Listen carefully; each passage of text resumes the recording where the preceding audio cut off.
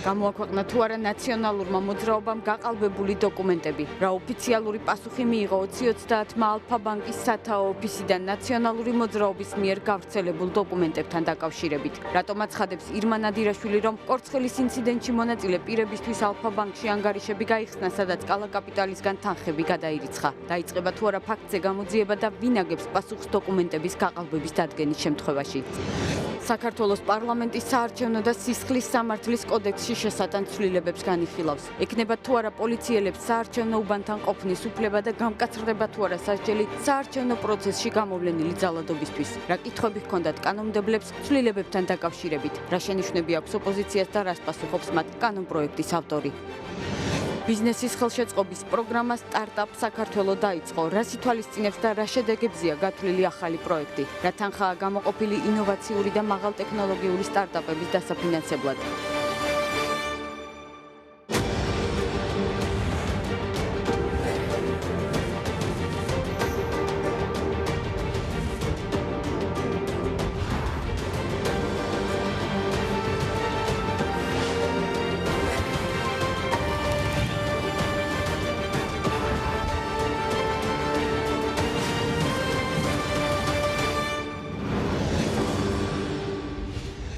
საღამომშვიდობისა, ეს 2030-ია გადაცემის ნახვა 2030-ის Facebook გვერდზე შეგიძლიათ გადაცემის მოსმენა კი FM 98-სა და 1-ზე რადიო ოცნობის საშუალებით.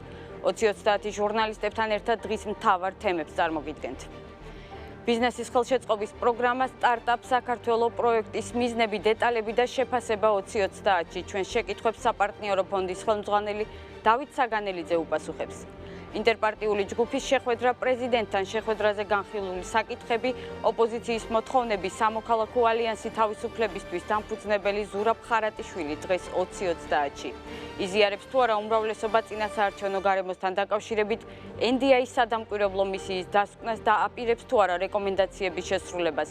2030-ის შეკითხვებს ფრაქცია კონსერვატორების თავმჯდომარე გიგა ბუკია უპასუხებს. მანამდე კი დღის სხვა თემები. ნაციონალური მოძრაობის მიერ გამოქვეყნებული დოკუმენტები და პასუხი, რომელიც 2030-მა ალფა ბანკისგან მიიღო. ნაციონალურმა მოძრაობამ დღეს დოკუმენტები გამოაქვეყნა. მათი მტკიცებით ისინი ადასტურებენ, რომ კორცხელის ინციდენტის მონაწილე სპორტსმენებს ალფა ბანკის ანგარიშზე თანხა ჩაურიცხეს. რის საფუძველზე აცხადებს ირმა ნადირაშვილი, რომ კორცხელის ინციდენტში მონაწილე პირებისთვის ალფა ბანკში ანგარიშები გაიხსნა, სადაც კალა კაპიტალისგან თანხები გადაირიცხა. დაიწყება თუ არა ფაქტზე გამოძიება და ვისი პასუხისმგებლობა დადგება დოკუმენტების გაყალბების დადგენის შემთხვევაში. სკანდალური საქმის დეტალებით ნიკა მუკბანიანი ისაუბრებს პირდაპირ ეთერში. ნიკა, გისმენთ. ნაციონალურმა მოძრაობამ დღეს გაავრცელა დოკუმენტაცია, რომლითაც მათი ინფორმაციით ვიცე-პრემიერის კახა კალაძის კორცხელის ინციდენტთან კავშირი მტკიცდებოდა. მათი ინფორმაციით დოკუმენტაციას ხელს ალფა ბანკის ფინანსური ოფიცერი მარია შევჩენკო აწერდა.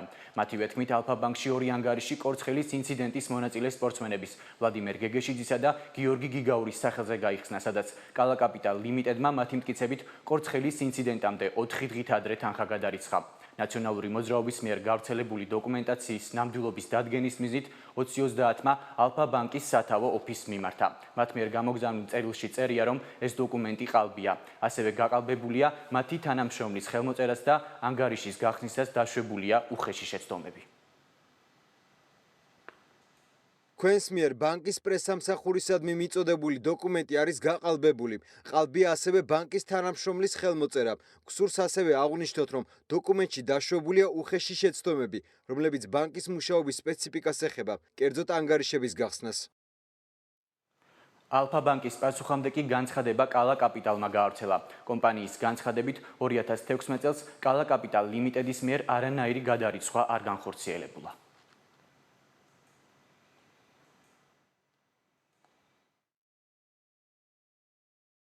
ჩვენ კალა კაპიტალ ლიმიტედის დირექტორები ჯორჯ ათანასი და სუზან კალოგრეიცი ვაცხადებთ, რომ კომპანიას შექმნის დღიდან არასდროს საოპერაციო საბანკო ანგარიში კვიპროსში ან სხვა რომელიმე ქვეყანაში არ ქონია. შესაბამისად, არანაირი გადარიცხვა კომპანიის მიერ 2016 წლის განმავლობაში არ განხორციელებულა. აგრეთვე არ გაცემულა მესამე პირებზე უფლებამოსილება საბანკო ანგარიშის გახსნასთან დაკავშირებით. უფრო კონკრეტულად, რა დოკუმენტები გაასაჯაროვეს ნაციონალური მოძრაობის ლიდერებმა და რა უპასუხეს მათ სპორტსმენებმა, დეტალები ნახეთ რეპორტაჟში. ახალი ბრალდება კორცხელის ინციდენტში მონაწილე სპორტსმენების მისამართით ნაციონალური მოძრაობის წევრებმა სპეციალურად გამართულ ბრიფინგზე გააჟღერეს. ირმა ნადირაშვილისა და ოთარ კახიძის განცხადებით სპორტსმენებმა ვლადიმერ გეგეშიძემ და გიორგი გიგაურმა კორცხელში შესრულებული სამუშაოსთვის ფულადი ჯილდო მიიღეს. ნაციონალური მოძრაობა საზოგადოებას წარუდგენს დოკუმენტაციას, რომელიც აღნიშნულ კავშირს უტყუარად ადასტურებს.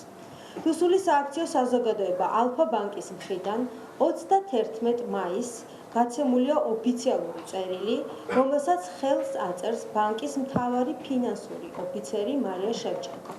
ამ წერილიდან ირკვევა, რომ კრიმინალურმა ავტორიტეტმა დავით ქარსელაძემ, იგივე კალატოზამ, ალფა ბანკში გახსნა 2 ანგარიში. კორცხელში გამოჩენილი 2 მოძალადის ვლადიმერ გეგეშიძის და გიორგი გიგაურის სახელზე. ეს ის დოკუმენტებია, რომელიც ირმა ნადირაშვილმა და ოთარ კახიძემ დღეს ჟურნალისტებს წარუდგინეს. განაცხადეს, რომ ეს მასალა კორცხელის ინციდენტის მონაწილე სპორტსმენებისა და კახი კალაძის კავშირს უტყუარად ადასტურებს. ავთენტურობის დადგენა კი საგამოძიებო უწყებებს მოსთხოვეს. როგორ აღმოჩნდა საბანკო ამონაწერი მათ ხელში, ეს კითხვა უპასუხოდ დატოვეს და განაცხადეს, რომ წყაროს ვერ დაასახელებენ. მათი მტკიცებით ალფა ბანკში კორცხელის ინციდენტამდე 4 დღით ადრე 2 ანგარიში გაიხსნა. ერთი ვლადიმერ გეგეშიძის და მეორე გიორგი გიგაურის სახელზე. ანგარიშები რუსეთში მცხოვრებმა დავით ქარსელაძემ გახსნა, თანხის ჩარიცხვა კი კალა კაპიტალ ლიმიტედისგან განხორციელდა. ოფიციალური დოკუმენტები, რომლებიც არის ერთიანი ნაციონალური მოძრაობის ხელში, რომელიც ჩვენ მოგვაწოდეს, მიუთითებენ ვიცე-პრემიერის და ქართული ოცნების საარჩევნო შტაბის ხელმძღვანელის მხრიდან უშუალო მონაწილეობაზე კორცხელში განხორციელებულ ძალადობაში. კახი კალაძის მხრიდან თუ დადასტურდა ანგარებითი მოტივით და დაორგანიზება ამ ყველაფრის უკვე პრაქტიკულად დოკუმენტურ მტკიცებულებასა დაყრდნობით, ამას უნდა მოყვეს ძალიან სერიოზული რეაქცია. ნაციონალური მოძრაობის ბრალდებებს აბსურდული უწოდეს სპორტსმენებმა და მათმა ადვოკატმა. ვლადიმერ გეგეშიძემ ნაციონალური მოძრაობის მხრიდან გავრცელებული დოკუმენტები პროვოკაციად შეაფასა. აი, რა საჭიროა რუსეთიდან ეხა იმ ხელა თანხა არის, რომ ბანკში აქ ვერ მოიგზის მაგ ხელა თანხა? ან ხელზე მოგვცემდნენ, ან პირდაპირ მივიდოდი და გამოვიტანდი ფულს. აი, რუსეთიდან რატო უნდა გადმორიცხულიყო? არ არის ბანკში ფული, აქ არ არის ბანკში ფული. რა შუაშია კახა კალაძე? ადამიანებს შეურაცხყოფას მოგაწევს ხა მე. ჯერ არც ვიცნობ კალაძემ, თავს ალბათ ერთ-ერთი იმ აქციაზე ნანახი. ისიც პირადად არ ვიცნობ ეხა. ხოდა უნდა დაურეკო, რომ ვიცნობდე რომ კახა მე შეურაცხყოფა მომაკენეს და რა ვქნა დავარყა? თუ რა ვქნა? ეს გახავთ დოკუმენტი, რომლის დამზადებას ნებისმიერ ადამიანს შეუძლია, რომელსაც კომპიუტერულ პროგრამასთან ელემენტარულად შეუძლია რომ მივიდეს და დაჯდეს, 15 წუთის განმავლობაში შეუძლია დაბეჭდოს, ჩაწეროს მისთვის სასურველი ინფორმაცია და მე ააფრიალოს. ამ დოკუმენტის ავთენტურობასთან დაკავშირებით ერთადერთი შემიძლია ის გითხრათ, რომ ეს დოკუმენტი არის არაავთენტური. ნაციონალური მოძრაობის მიერ წარდგენილ დოკუმენტებს მათი განცხადებების ერთ-ერთი ადრესატის დავით ქარსელაძის ძმაც გამოეხმაურა. ფაქტიურად ეს არის ჭორი. არანაირი თანხები ჩემს მას არ გადაურიცხია, არც ანგარიშები არ გაუხსნია. ძალიან ადვილი შესამოწმებელია სიტუაცია. რო იძახია რომ დავით ქარსელაძემ გახსნა ეს ანგარიში. დავით ქარსელაძე გვაქვს პირადი ნომერი. დაინტერესდით, მიდით, დოკუმენტი გამოართვით და შეამოწმეთ. ეს დავით ქარსელაძეა, რომელსაც კალატოზას ეძახიან? არა. არც ერთ შემთხვევაში არ გახსნიდა და არც არავისთვის არასოდეს არ გადაურიცხი არაფერი. ნაციონალური მოძრაობის მიერ გავრცელებულ დოკუმენტებს საპარლამენტო უმრავლესობაშიც გამოეხმაურნენ. ეკაბესელიამ ნადირაშვილის მიერ გავრცელებულ მასალებს არასერიოზული უწოდა. ვიდრე ის თავისუფლებას მისცემდა და ისაუბრებდა ვის რა ჩაერიცხა და ვინ სად რაში მონაწილეობდა, უმჯობესია იმ კითხვებს უპასუხოს ხოლმე, რომელიც არსებობს ასეთი ფაქტების მიმართ უამრავი მისი და მისი თანაგუნდელების მიმართ. კორცხელის ინციდენტს შინაგან საქმეთა სამინისტრო იძიებს, როგორც უწყებაში აცხადებენ, ფაქტზე გამოძიება მიმდინარეობს და შინაგან საქმეთა სამინისტრო გამოძიების პროცესში წარმოჩენილ ყველა ახალ გარემოებას შეისწავლის.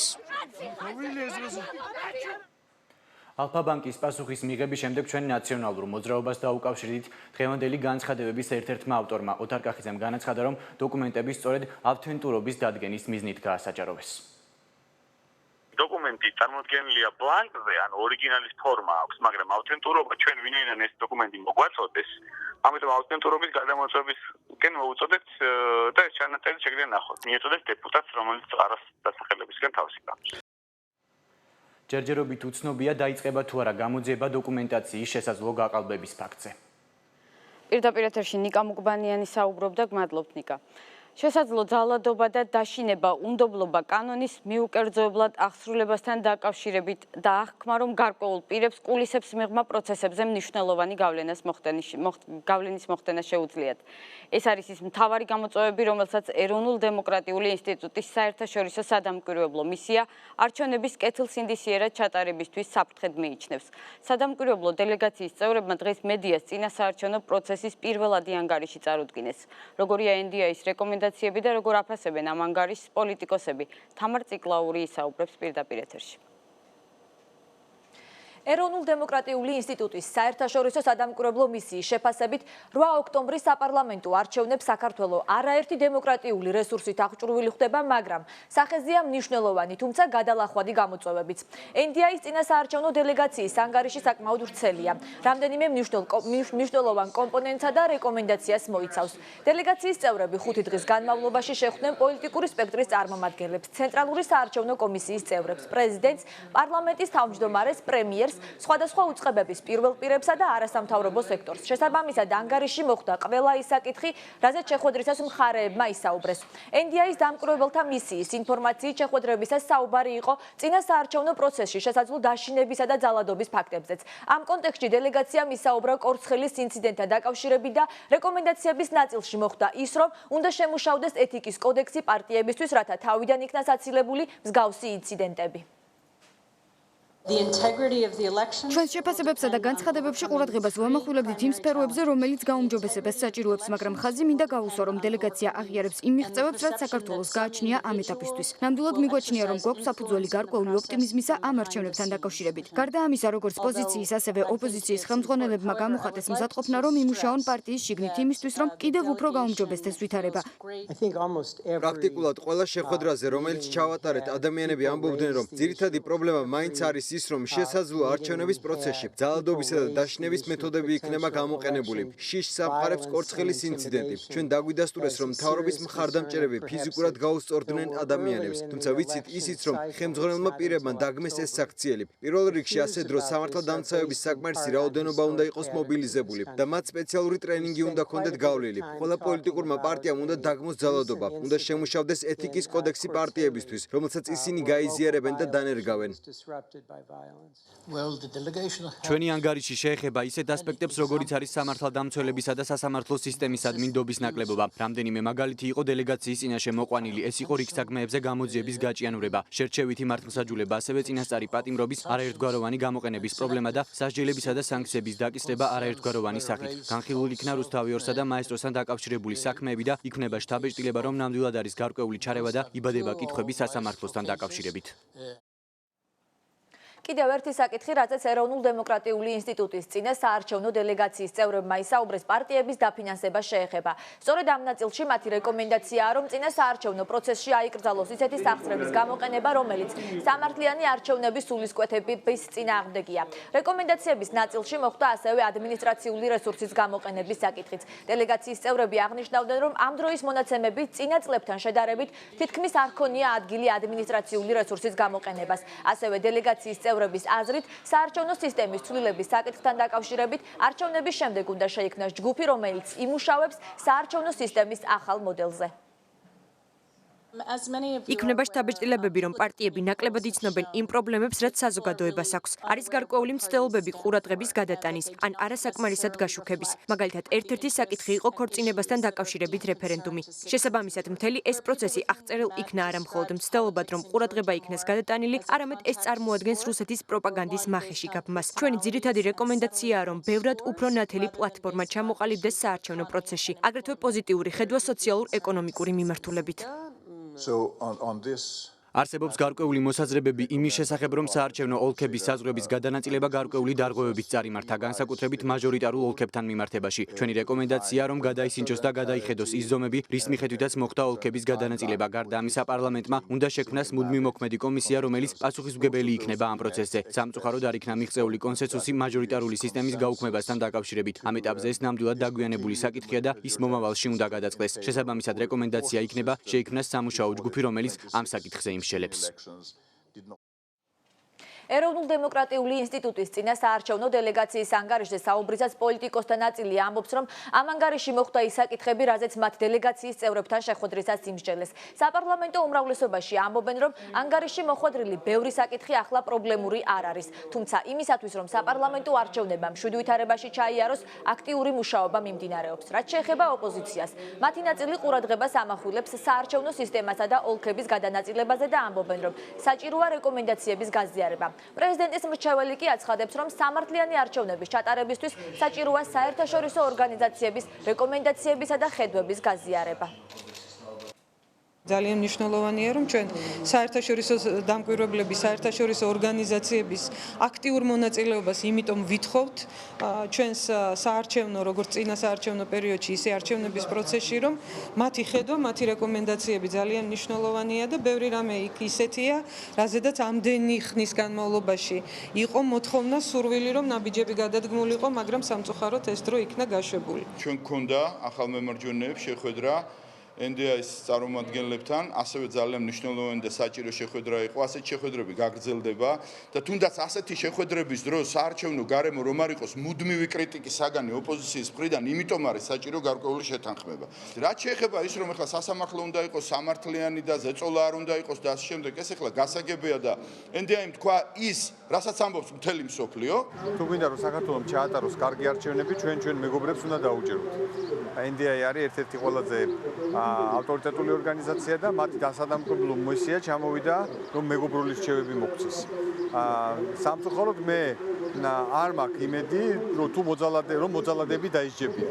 გასვლის მიხედვით არანაირი არჩევნების ლეგიტიმაციას ან თავისუფალ გარემოში ჩატარების საშიშროება არ ემუქრება. არის ცალკეული შენიშვნები, რომელთა მიმართებაში დღესაც ახლა მიმდინარეობს კანონპროექტის განხილვა, რომ დაპირისპირებები, ფიზიკური დაპირისპირებები ვისი მხრიდანაც არ უნდა იყოს ინსპირირებული, იქნება ძალიან მკაცრად დასჯილი. ამავე დროს თქვენ მოგეხსენებათ, რომ ყველა რესურსი არის ქვეყნისგან მობილიზებული იმისათვის, რომ არჩევნები ჩატარდეს სამართლიან დემოკრატიულ თავისუფალ გარემოში. ეროვნულ დემოკრატიული ინსტიტუტის წინა საარჩევნო დელეგაციის რეკომენდაციების ნაწილში მოხვდა ქართულ პოლიტიკაში ქალების როლის გაზრდის აუცილებლობაც. NDI რეკომენდაციით მიმართავს პოლიტიკურ პარტიებს გაიზარდოს ქალთა კვოტა პარლამენტში. პირდაპირ ეთერში თამარ ციკლაური საუბრობდა. პარლამენტმა დღეიდან მთავრობის იმ საკანონმდებლო ცვლილებების განხილვა დაიწყო, რომლითაც საარჩევნო უბანზე ან მის მიმდებარე ტერიტორიაზე მომხდარ ძალადობაზე პასუხისმგებლობა მკაცრდება. ცვლილებები სისხლის სამართლის კოდექსსა და საარჩევნო კანონმდებლობაში ხორციელდება, რომელიც ადამიანის უფლებათა დაცვისა და იურიდიულ საკითხთა კომიტეტის სხდომაზე განიხილეს. დეპუტატებმა კანონპროექტის შესახებ ინფორმაცია იუსტიციის მინისტრის მოადგილისგან მოისმინეს. განხილვას ესწრებოდნენ არასამთავრობო ორგანიზაციების წარმომადგენლებიც. რა შენიშვნები ჰქონდათ დეპუტატებს და რას პასუხობდნენ მათ კანონპროექტის ავტორი ალექსანდრე ბარამიძე. დეტალებით ლიკა ალელიშვილი პირდაპირ ეთერში. ლიკა, გისმენთ. დიახ, საარჩევნო კანონმდებლობაში შესატანი ცვლილებების მიხედვით პოლიციელებს საარჩევნო უბანთან ყოფნის უფლება ექნებათ. ასევე საარჩევნო უბანზე ძალადობისთვის სასჯელი 2-დან 5 წლამდე იზრდება.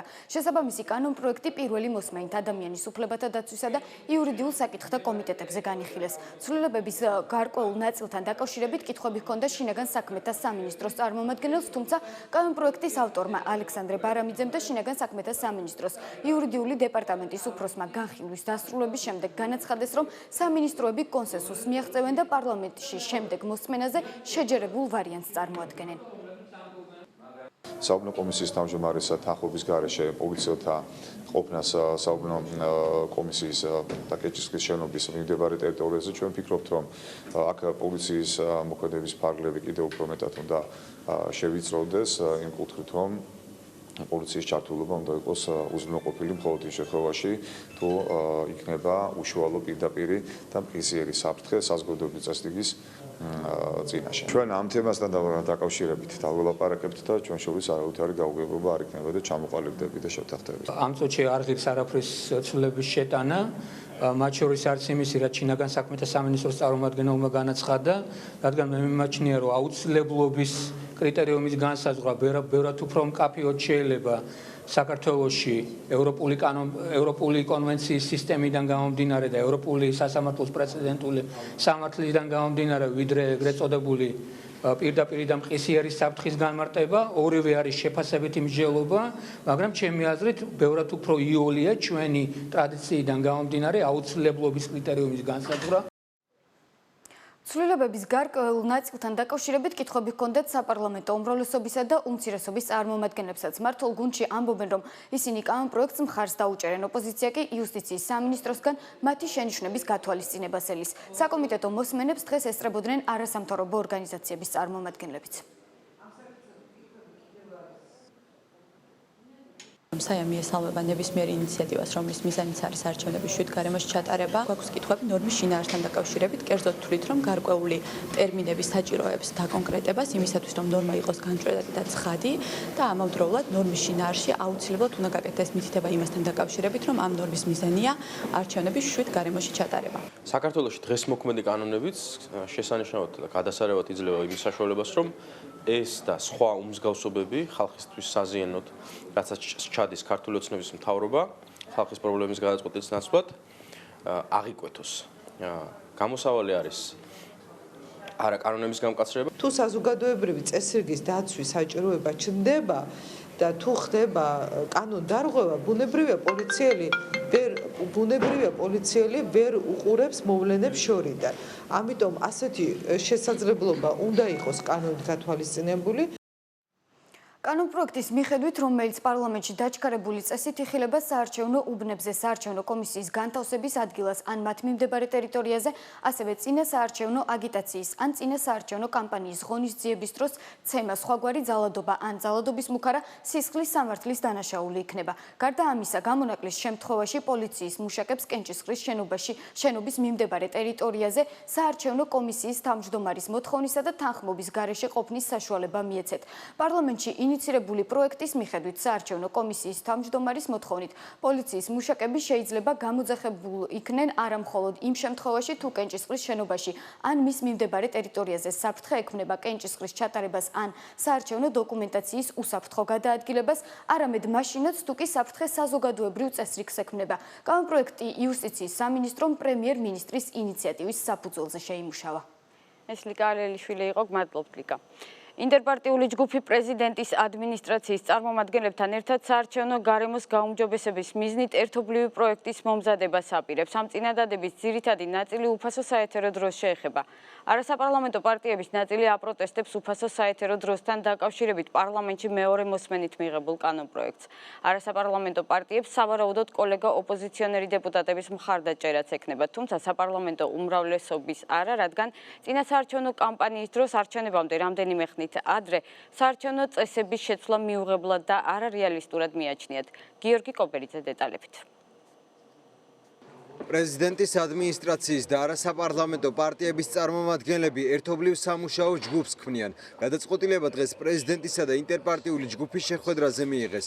ისინი საარჩევნო კოდექსის შესატანად კონკრეტულ წინადადებებს შეიმუშავებენ, მათ შორის უფასო საეთერო დროსა და კვალიფიციური პოლიტიკური სუბიექტებისთვის ბარიერის დაწევის საკითხზე. თავარი თემა იყო, რა საშუალებები შეიძლება არსებობდეს, რომ უკვე ორჯერადად კენჭნახარ წინადადებათა პაკეტთან მიმართებაში მოხდეს გარკვეული ცვლილებები. ვეტო კიდევ ერთხელ ვიმეორებ, არის უკიდურესი ფორმა. ადმინისტრაციის წარმომადგენლები იქნებიან ჯგუფში, ჩვენსგან იქნება წარმომადგენელი, რომელიც შეიმუშავებს უახლოეს დღეებში იმ წინადადებებს, რომელიც მნიშვნელოვანი იქნება შემდგომ განხილვისათვის. არასაპარლამენტო პარტიების ნაწილი კატეგორიული წინააღმდეგია უფასო საეთერო დრო 5-ის ნაცვლად 11 პარტიაზე გადანაწილდეს. შესაბამისი კანონპროექტი პარლამენტში იხილება. ამჟამად ამ უფლებით არასაპარლამენტო პარტიებიდან პატრიოტთა ალიანსი, ნინო ბურჟანაძის დემოკრატიული მოძრაობა და ლეიბორისტები სარგებლობენ.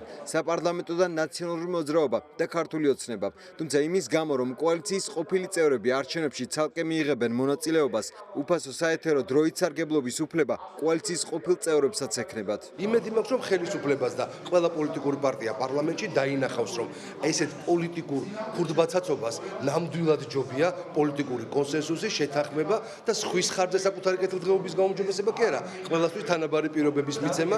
პრეზიდენტი არასაპარლამენტო ოპოზიციის მოთხოვნებს ეთანხმება. პოლიტიკურ საკითხებში პრეზიდენტის მრჩეველი ამბობს, რომ ინტერპარტიული ჯგუფის მოთხოვნები მინიმალურია. პრეზიდენტის მხარე იმედოვნებს, რომ ამ წინადადებებს საპარლამენტო ჯგუფებიც გაითვალისწინებენ. პროექტის კანონად ქცევის შემთხვევაში პრეზიდენტის მიერ ვეტოს უფლების გამოყენება არ გამოირიცხება, თუმცა ამ ეტაპზე საუბარი არაა. ეს არის იმდენად მინიმალური ცვლილებები, რომელიც აუცილებელია, რომ განხორციელდეს, რომ ერთის მხრივ არ გაუარესდეს მდგომარეობა მთელ რიგ პოლიტიკურ ძალებს, უკვე განხორციელებული ცვლილებები შეიქმნას მეტნაკლებად სამართლიანი გარემო, სამართლიანი თამაშის წესები. პრეზიდენტის და არასაპარლამენტო პარტიების მიერ შესაქმნელ პროექტს სავარაუდოდ საპარლამენტო ოპოზიციის მხარდაჭერაც ექნება. ნაციონალური მოძრაობა და თავისუფალი დემოკრატები საარჩევნო გარემოს გაუმჯობესების აუცილებლობაზე საუბრობენ და მზად არიან სისტემის გასაუმჯობესებლად კონსულტაციები გაიმართოს.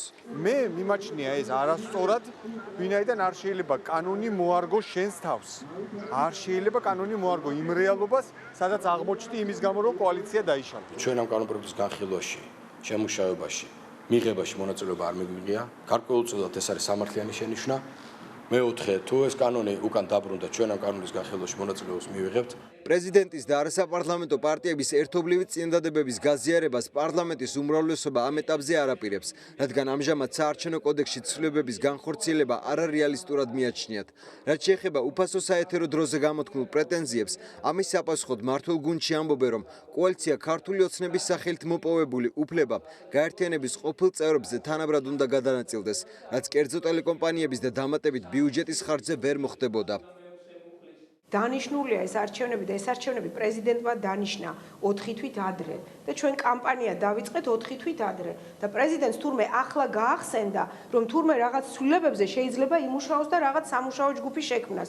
უკაცრავად ბატონო პრეზიდენტო, მაშინ 4 თვით ადრე არ უნდა დაგენიშნათ არჩევნები და ჯერ ჩამოყალიბებულიყავით რა ცვლილებები გნებავთ კანონმდებლობაში. ეს რეალისტური არ ჩანს, იმიტომ რომ არჩევნები იქნება პრინციპში სესია, სადაც დაიხურება. ჩვენ სულ რაღაც ერთი კვირაღა დაგვრჩა სამუშაოდ. უფასო საეთერო დროსთან დაკავშირებით ცვლილებების პროექტი პარლამენტმა მეორე მოსმენით მიიღო. პრეზიდენტის ადმინისტრაციის და არასაპარლამენტო პარტიების წარმომადგენლებისგან დაკომპლექტებული ერთობლივი სამუშაო ჯგუფი კი წინადადებების პროექტის მომზადებას 3 დღეში აპირებს. საქართველოს მთავრობის რეფორმების 4-პუნქტიანი გეგმის ფარგლებში ინოვაციური ბიზნესის ხელშეწყობის პროგრამა სტარტაპ საქართველო იწყება. ახალგაზრდებს, რომლებსაც აქამდე ფინანსური რესურსის არ ქონის გამო ბიზნესის დაწყება არ შეეძლოთ, საკუთარი ბიზნეს იდეების განხორციელების შესაძლებლობა ეძლევათ. პროგრამის განხორციელების პირველ ეტაპზე სახელმწიფო 11 მილიონ ლარს გამოყოფს, რომლითაც ინოვაციური და მაღალტექნოლოგიური სტარტაპები დაფინანსდება. სამომავლოდ კი სახელმწიფო გეგმავს, რომ უფრო მეტი სტარტაპის დაფინანსების მიზნით პროგრამის ბიუჯეტი 35 მილიონამდე გაზარდოს. რას ითვალისწინებს და რა შედეგზეა გათვლილი ახალი პროექტი? ახალგაზრდა გამომგონებლებს და პროექტის დეტალებს მარიამ სეთურიძე და გიორგი კიკვაძე გაგაცნობთ. მინდა სიტყვა მივცე ერთ-ერთი ახალგაზრდა გამომგონებელი, რომელიც პრემიერ-მინისტრმა პროგრამა სტარტაპ საქართველოს პრეზენტაციაზე გამოარჩია, 19 წლის დიმიტრი ცხოვრებაძეა. ის ინოვაციურ ხელთათმაზე მუშაობს, რომლის საშუალებითაც ვირტუალურ სამყაროში ვირტუალურ ნივთებს რეალურად შეიგრძნობ. რამდენიმე თანატოლთან ერთად ის უკვე 2 წელია ამ იდეაზე მუშაობს და ახლა ინოვაციური ბიზნესის ხელშეწყობის პროგრამაში მონაწილეობის მიღებას აპირებს. ვინაიდან ჩვენ გვჭირდება საწყისი კაპიტალი იმისათვის, რომ გავაკეთოთ ეგრეთ წოდებული ინდუსტრიული დიზაინი, მოვამზადოთ პროდუქტი მარკეტისთვის, ცხადია ძალიან მნიშვნელოვანია ასეთი ტიპის პროექტი, რომელიც შემდეგ ეტაპამდე გადაგვიყვანს, გავაკეთებთ ინდუსტრიულ დიზაინს და შემდეგ უკვე შევეცდებით მოვიპოვოთ ის სიდ ინვესტიცია, რომელიც საბოლოოდ გაგვიყვანს მარკეტზე.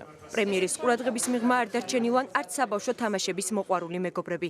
ნინის და ნონას საკუთარი ხელით შექმნილი სათამაშოები უკვე ქართულ ბაზარზე იყიდება, თუმცა მსოფლიოსათვის თავიანთი პროდუქციის გასაცნობად მათ დამატებითი ფინანსები სჭირდებათ.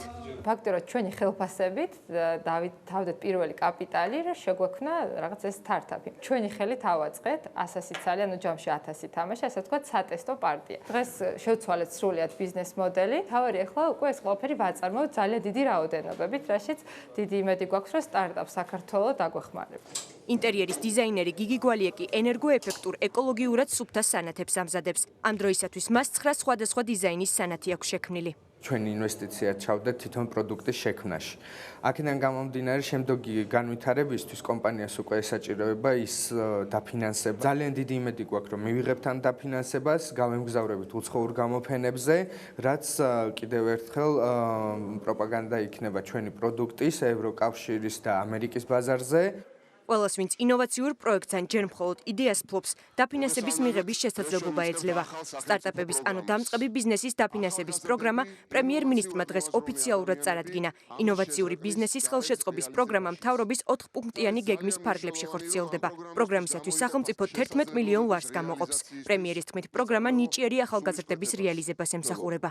ეს არის პროგრამა, რომელიც შეცვლის ჩვენს ქვეყანას უკეთესობისკენ, რომელიც გააჩენს ახალ შესაძლებლობებს და რომელიც განავითარებს ქვეყანაში სამეწარმეო სულისკვეთებას. იგი ქმნის შესაძლებლობებს ნიჭიერი ადამიანებისათვის, რომ მათ წამოიწყონ ბიზნესი საწყისი კაპიტალის არ ქონის პირობებშიც.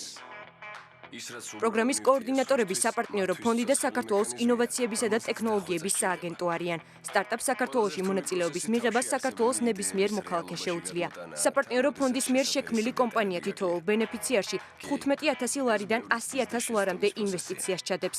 პროგრამის მიერ დაფინანსებულ მეწარმეს კი თანამონაწილეობის სახით პროექტის ღირებულების მინიმუმ 10%-ის ოდენობის თანხის შეტანა მოუწევს. პიროვნება მოდის რაღაც საინტერესო იდეით, რომელსაც ვიხილავთ ჩვენ, იქ მას 10% ექნება მხოლოდ თანადაფინანსებისთვის ვალდებულება, 90%-ს დაუფინანსებს საპარტნიორო ფონდი, ხოლო მონაწილეობა თვითონ მისი წილობრივად იქნება უკვე 50%. გარდა ფინანსური მხარდაჭერისა კიდევ უფრო მნიშვნელოვანია განარჩენი კომპონენტი, რაც ნიშნავს მომზადებას ახალგაზრდა მეწარმეებისა იმაში, რომ მათ სწორად დაიწყონ თავიანთი წარმოება, იძლევა ყველაფერი იმის გარანტიას, რომ აქ დაწყებული, აქ გაფილტრული და შემდგომში დაფინანსებული იდეების უმეტესობა უნდა იყოს წარმატებული. ფონდ სტარტაპ საქართველოს კონკურსში მონაწილეობის მისაღებად მსურველი სტარტაპ GoG-ზე უნდა დარეგისტრირდეს. ბიზნეს გეგმის გაცნობის შემდეგ პროექტები კონკურსის სახით შეირჩევა. უნიკალური ინოვაციური იდეის შემთხვევაში კი ბენეფიციარს თანადაფინანსება აღარ მოეთხოვება და კომპანიაში მისი წილი 95% იქნება. რაც შეეხება დღის საარჩევნო აქტივობებს, ნაციონალური მოძრაობა აგრძელებს მაჟორიტარი კანდიდატების წარდგენას. ნაციონალური მოძრაობის ლიდერმა დავით ბაქრაძემ საჩხერეში მაჟორიტარობის კანდიდატად ზურაბ ცერცვაძე წარადგინა. როგორც ბაქრაძემ მოსახლეობასთან შეხვედრაზე განაცხადა, საჩხერეში დღევანდელი დღის ორგანიზება შედარებით რთული იყო, თუმცა იმ ადამიანებმა, რომლებსაც არაფრის ეშინიათ, დღეს შეხვედრაზე მისვლა შეძლეს. დღესვე ნაციონალური მოძრაობის ლიდერებმა ჭიათურაში მაჟორიტარობის კანდიდატი გოგი ჩიქვილაძე დაასახელეს და განაცხადეს, რომ არჩევნებში გამარჯვების შემდეგ ჭიათურისთვის ის ბევრ რამეს გააკეთებს.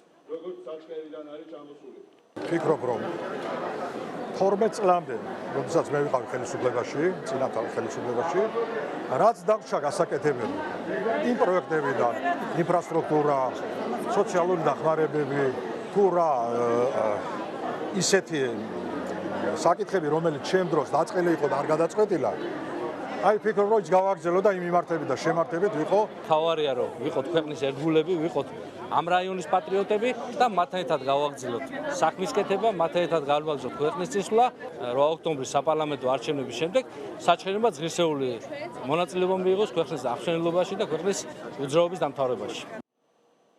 თავისუფალ დემოკრატებს 30-მდე სტუდენტი შეუერთდა. ირაკლი ალასანიამ დღეს ისინი საზოგადოებას წარუდგინა და განაცხადა, რომ განათლება მისი პარტიის წევრებისთვის პრიორიტეტული მიმართულებაა, რომელსაც პარტიის პლატფორმაში უმნიშვნელოვანესი ადგილი უჭირავს.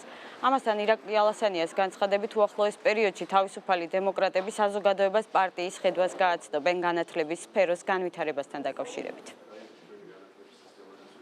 სწორედ აი ესე ერთმუშტად შეკრულებს შეგვიძლია მომავალი საქართველოსთვის სერიოზული ნაბიჯები გადავდგათ დღეს, იმიტომ რომ დღეს ვქნით ჩვენი ქმედებებით მომავალი საქართველოს საფუძველს. ამიტომ კიდევ ერთხელ ძალიან დიდი მადლობა მინდა გადავუხადო ჩვენს შეუმატებულ ახალგაზრდებს. ჩვენთან ახალგაზრდული ორგანიზაცია ძლიერი იყო, მაგრამ დღეს კიდევ უფრო ძლიერი გახდა.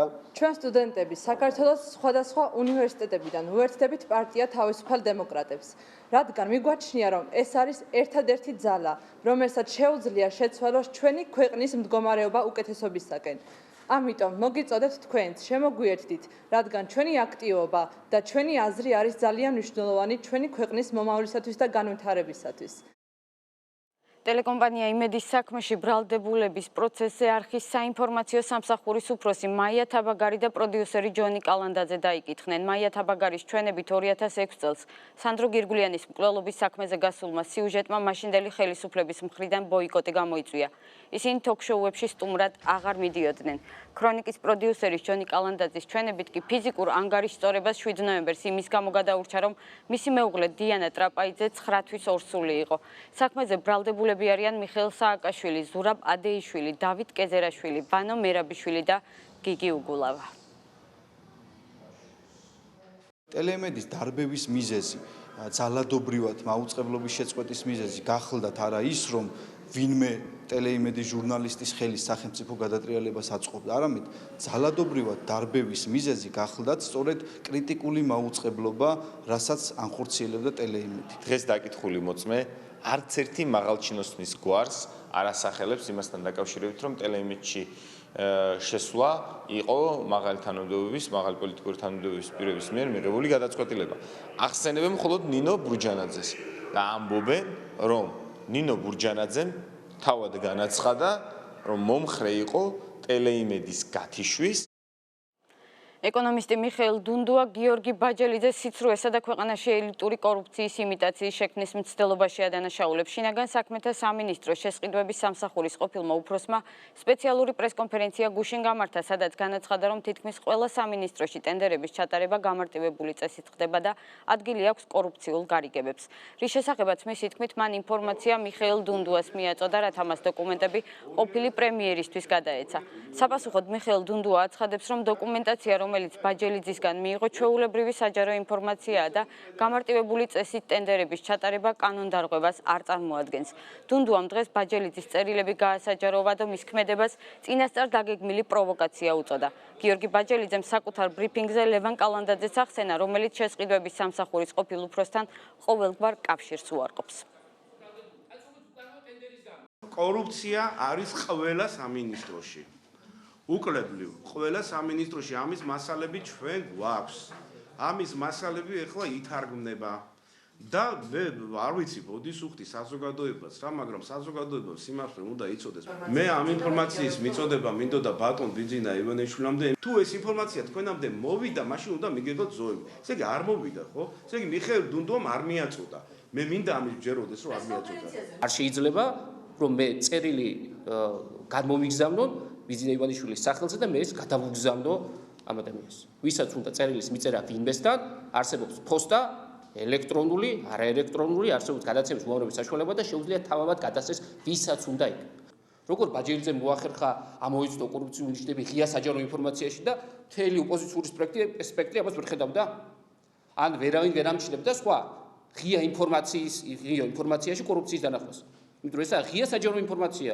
ყველა ფაქტია, უпростоრად, ყველა ის წერილი, რომელიც მე გადმომცა, დაახლოებით 50 შემთხვევაზე ან 100 შემთხვევაზე შეიძლება გქონდეს საუბარი. ეს ეხება სახელმწიფო შესყიდვებს და სახელმწიფო ტენდერებს, უბრალოდ ტენდერის გარეშე განხორციელებულ შესყიდვებს. საქართველოში დღესაც, ადრეც და მომავალშიც იქნება ისეთი შესყიდვები, რომელიც ტენდერის გარეშე გაიმართება. ეს თავიდან იყო დაგეგმილი ფარსი, ალბათ იმიტაცია მცდელობა იმისა, რომ თუ ასეთი რამე განხორციელებოდა, მე მივაწვდი ინფორმაციას, ვთქვათ ივანიშვილს, მე რაღაც სრულებებს ექნებოდა ადგილი მისი აზრით დაუშვათ, დაიწყებდნენ საუბარს არაფორმულ მმართველობას.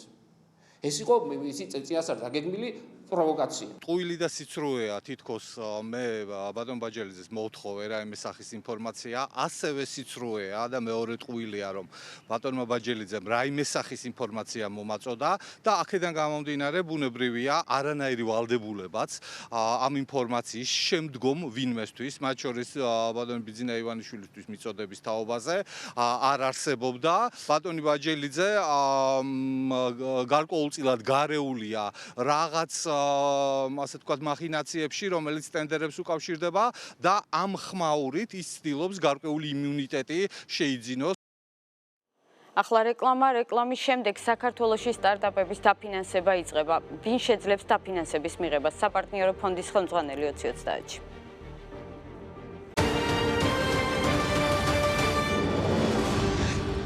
20:30 პირდაპირ ეთერში ბრუნდება, რა სითვალისწინებს და რა შედეგზეა გათვლილი პროგრამა სტარტაპ საქართველო, ვის შეუძლია პროექტში ჩართვა და რა არის საჭირო დაფინანსების მისაღება. Როგორ შეირჩევა ბიზნეს იდეები და რა თანხა გაიცემა პროექტისთვის. ვინ გაუწევს მონიტორინგს პროგრამის მიმდინარეობას და რა მოლოდინი აქვს სტარტაპ საქართველოს ინიციატორებს. საპარტნიორო ფონდის ხელმძღვანელი დავით საგანელიძე უპასუხებს ჩვენ შეკითხვებს. ბატონ დავით, მოგესალმებით, ძალიან დიდი მადლობა რომ დაგვითმეთ დრო და თუ არ ვწდები დღეს თქვენი დაბადების დღეა. განსაკუთრებით დიდ მადლობას გიხდით, რომ მაინც გამონახეთ დრო, გილოცავთ და გისურვებთ წარმატებებს. უღრმესი მადლობა. უღრმესი მადლობა პირველ რიგში რომ მომიწვიეთ ამ ძალიან მნიშვნელოვან თემაზე სასაუბროთ, იმიტომ რომ მიმაჩნია რომ დღეს მართლაც ძალიან კარგ პროექტს ჩაეყარა საფუძველი. ეწონეთ რომ ნამდვილად შევთხოვითი დამთხევაა რომ თქვა ჩემ დაბადების დღეს დიდი მადლობა მოლოცვისთვის.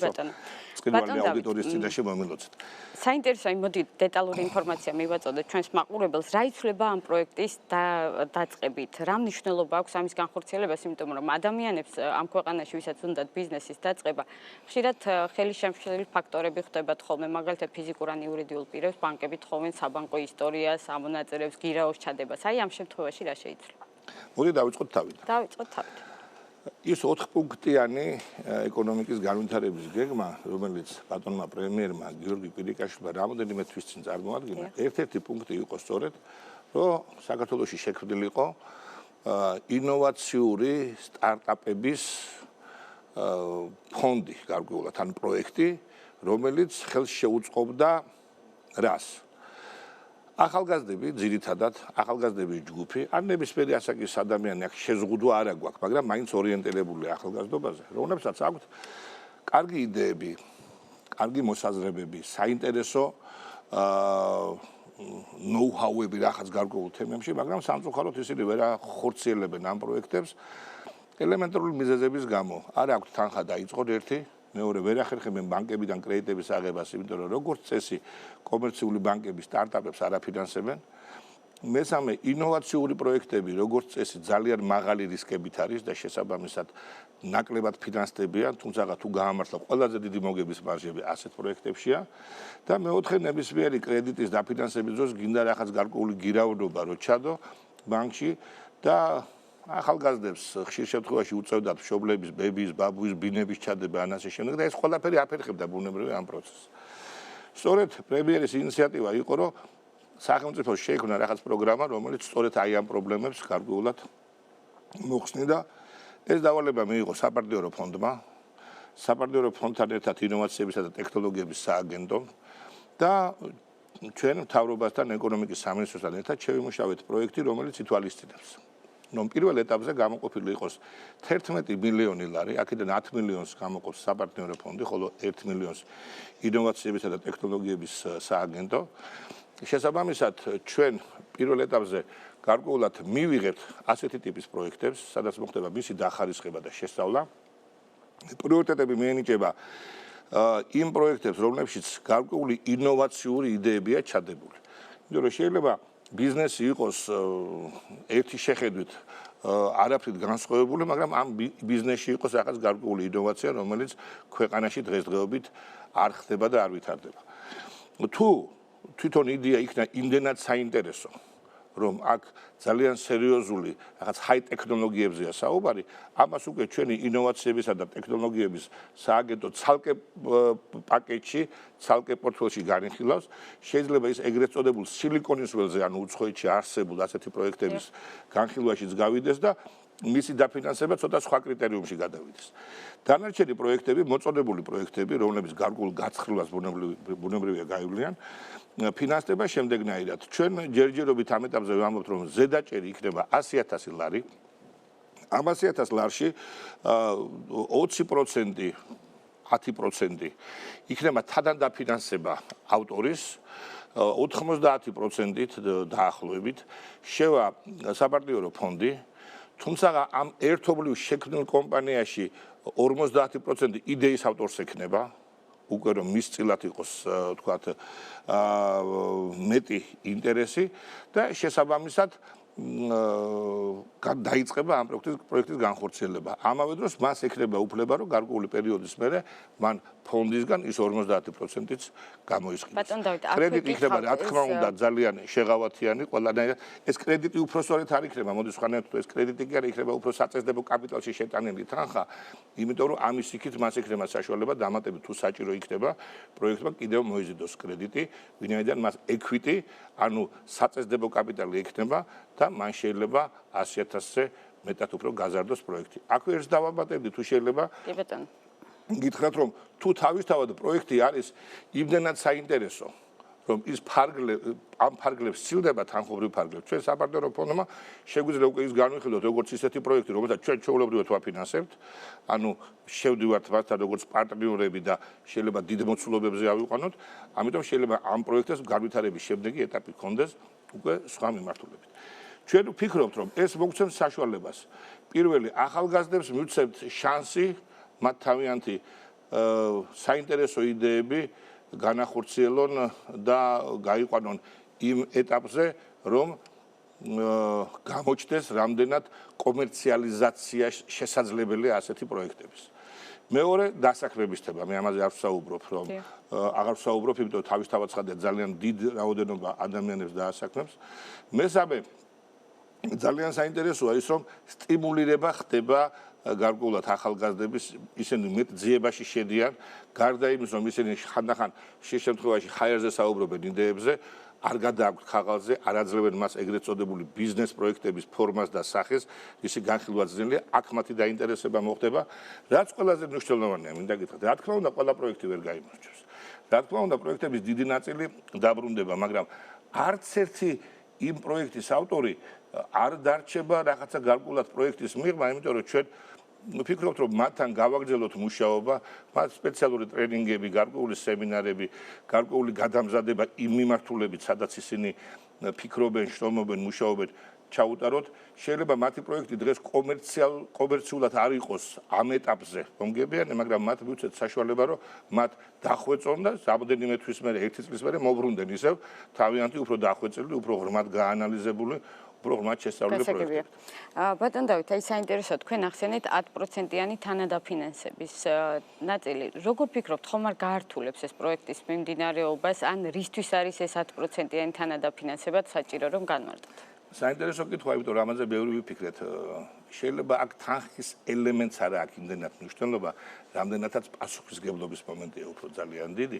იმიტომ რომ როცა პროექტი დაუშვათ 100.000-იანია, მაშინ როცა თვითონ ავტორის თუნდაც 100.000-ში 10.000 ლარია ჩადებული, ეს გარკვეულად უფრო მეტი პასუხისგებლობით ტვირთავს მას.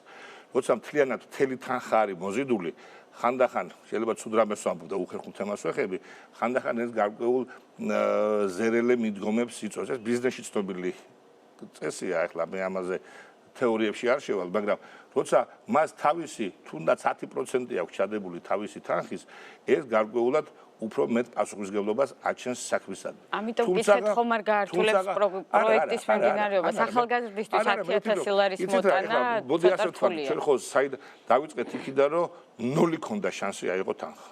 100.000-დან 1.000-ს ვერ აიღებდა დღევანდელ დღემდე. უცებ იღებს 90-ს, 10-ის მოზიდვის შანსი უჩნდება.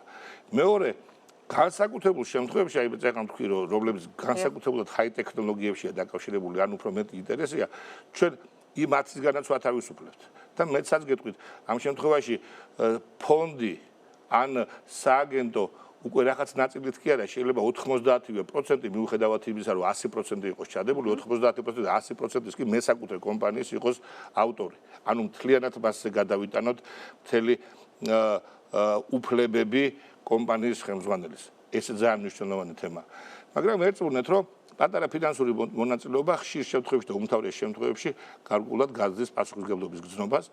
მეორეს მხრივ გარკვეულად შეიძლება გითხრათ კიდეც რომ შეამცირებს იმ დიდ ნაკადს, როცა იცი რომ შენ არაფერი არ გაქვს ჩადებული, შესაძლებელია ძალიან ისეთი არც მაინც და მაინც დახვეწილი იდეებით შემოვიდნენ, ცოტა სასინჯითებით. ჩვენ ველოდებით საკმაოდ დიდ ნაკადს აპლიკაციების შევქმნით უკვე ჯგუფი, რომელიც front office იქნება გარკვეულად, რომლებიც მიიღებს ყველა დაინტერესებულ ადამიანს, გაესაუბრება ზუსტ მიმართულებას მიცემს რა და როგორ შეავსებს ბათთან ერთად ან მიცემს ინფორმაციას როგორ შეავსოთ აპლიკაციები, გარკვეულად დაგროვდება ეს აპლიკაციები, შესაბამისად მე გაიხსნება და დაიწყება მისი განხილვა, საინტერესო პროექტები გადალაგდება ცალკე, უკვე კონკრეტულად მე ამ პროექტების ავტორთან ის ჯგუფი, რომელიც უკვე შეიქმნა ჩვენ შვილობილი სტრუქტურა შევქმნით, სტარტაპ საქართველოს, ასეთი სახელით ემბლემამაც ალბათ დაგაინტერესათ, ხო რაღაც განსხვავებული ემბლემა, რომელიც უფრო რაღაც იდეებთან, რაღაც გარკვეულ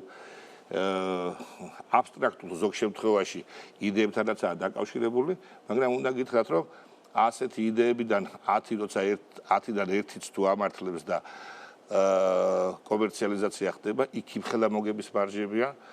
მე მქონდა ამ რამდენიმე თვისით ბედნიერება ყოფილი გაყავი შეჯენის ქალაქ შენჯენში, ეს არის ჩინეთში, ესა სამხრეთ აღმოსავლეთი, აი დაახლოებით ჰონკონგის და მაკაოს სიახლოვეში.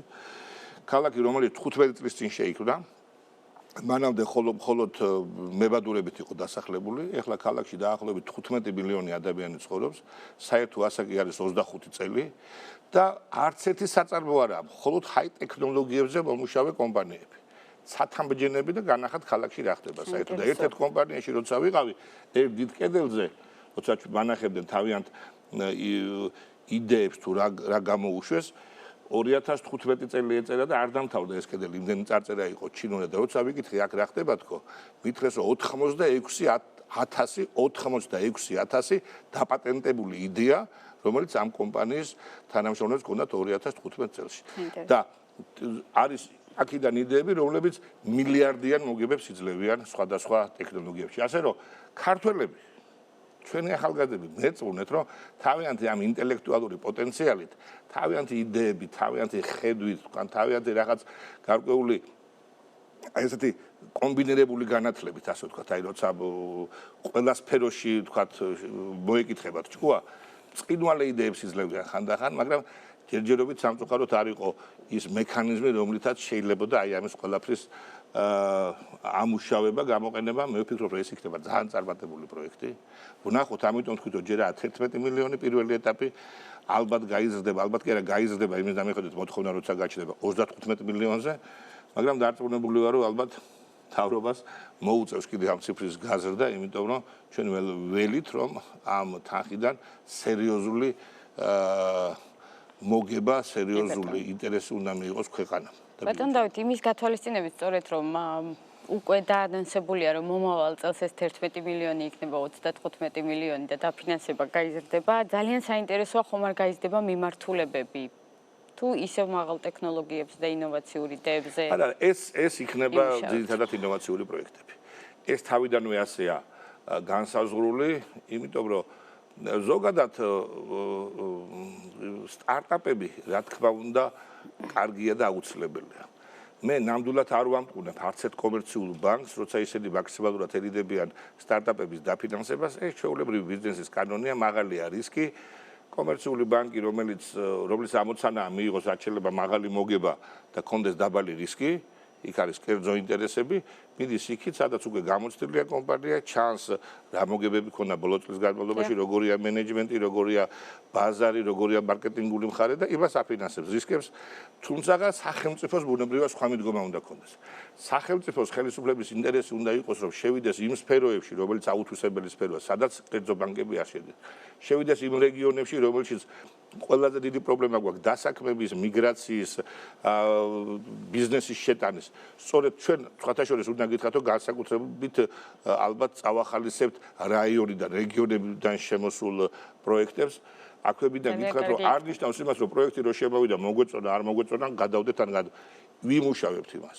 თავარი იდეა იყოს სწორედ, თორე შემდგომ უკვე გათვლები იქნება, დეტალიზაცია იქნება, ფინანსური ფორმულების გამოყვანა, ბაზრის შესწავლა თუ ასე შემდეგ, ამისთვის ნამდვილად მივახმართ იმ ძალიან საინტერესო ჯგუფს, რომელიც გააჩნია როგორც საპარტნიორო ფონდს, ასევე ინოვაციებისა და ტექნოლოგიების სააგენტოს. ასე რომ ეკონომიკის სამინისტროს მხარდაჭერა, პრემიერის შესანიშნავი იდეა, ფიქრობ, რომ განხორციელებაც იქნება საინტერესო, ალბათ ეს ცოტა ხანში მოგცემს იმის საშუალებას, რომ ნათია თქვენთან მოვიდე მე გაიხსენეთ რომ აბა რო გქონდათ საუბარი 17 ივნის შარშან რა მდგომარეობა და დარწმუნებული ვარ რომ ძალიან ამაყად ვისაუბრებ ამ პროექტზე. მეც დაგპირდებით რომ ჩვენც მონიტორინგს გავწევთ ამ პროცესზე, როგორ განვითარდება მოვლენები, ვინ გაიმარჯვებს, როგორ დაიხარჯება ეს თანხები. ძალიან კარგი პრეზენტაცია იყო, თქვენ ალბათ ნახეთ კლიპი. მე ძალიან მომწონს. მაგრამ ეს კლიპი კიდე უფრო დაიხვეწება, იმიტომ დაემატება კიდე საინტერესო იდეები. ალბათ იქნება საშუალება რომ ეს რგოლი სარეკლამო დატრიალდეს სხვადასხვა არხებზე და დღეს ბატონმა პრემიერმა რამოდენიმე მაგალითი მოიყვანა და რამოდენიმე ფრაზა სხვადასხვა ცნობილი ადამიანების და თქვა ერთ-ერთი ასეთი რამ რომ უნდა გეშინოდეს იმის რომ ხელიდან გაუხვის შანსი რაღაცის გაკეთების და წარუმატებლობის ნუ გეშინია ბრძოლის დროს წარუმატებლობა ყოველთვის არის. როცა შენი მიზნისკენ მიდიხარ ყოველთვის წვარე შუქზე ვერიული ხან პრობლემები გექნება. ამას იმად გასაგონად ვამბობ პრემიერთან ერთად მეც ვინც ფიქრობს რომ აზრი არა აქვს მაინც არაუშავ შეიძლება ამ ეტაპზე ვერ გაიმარჯვოს თქვენმა პროექტმა, მაგრამ თუ ამ პროექტის დახვეწაზე, იდეაზე კიდე და კიდე ერთად ვიფიქრებთ, შეიძლება ჩვენ ქვეყანაში ძალიან საინტერესო, სოფლიოსთვის საინტერესო იდეები და პროექტები შევქმნათ.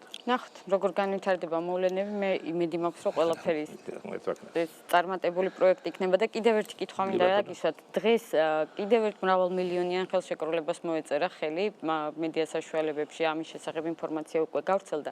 თუმცა მე მაინტერესებს ცოტა უფრო მეტი დეტალი, კონკრეტულად რას ითვალისწინებს ეს პარტნიორობა.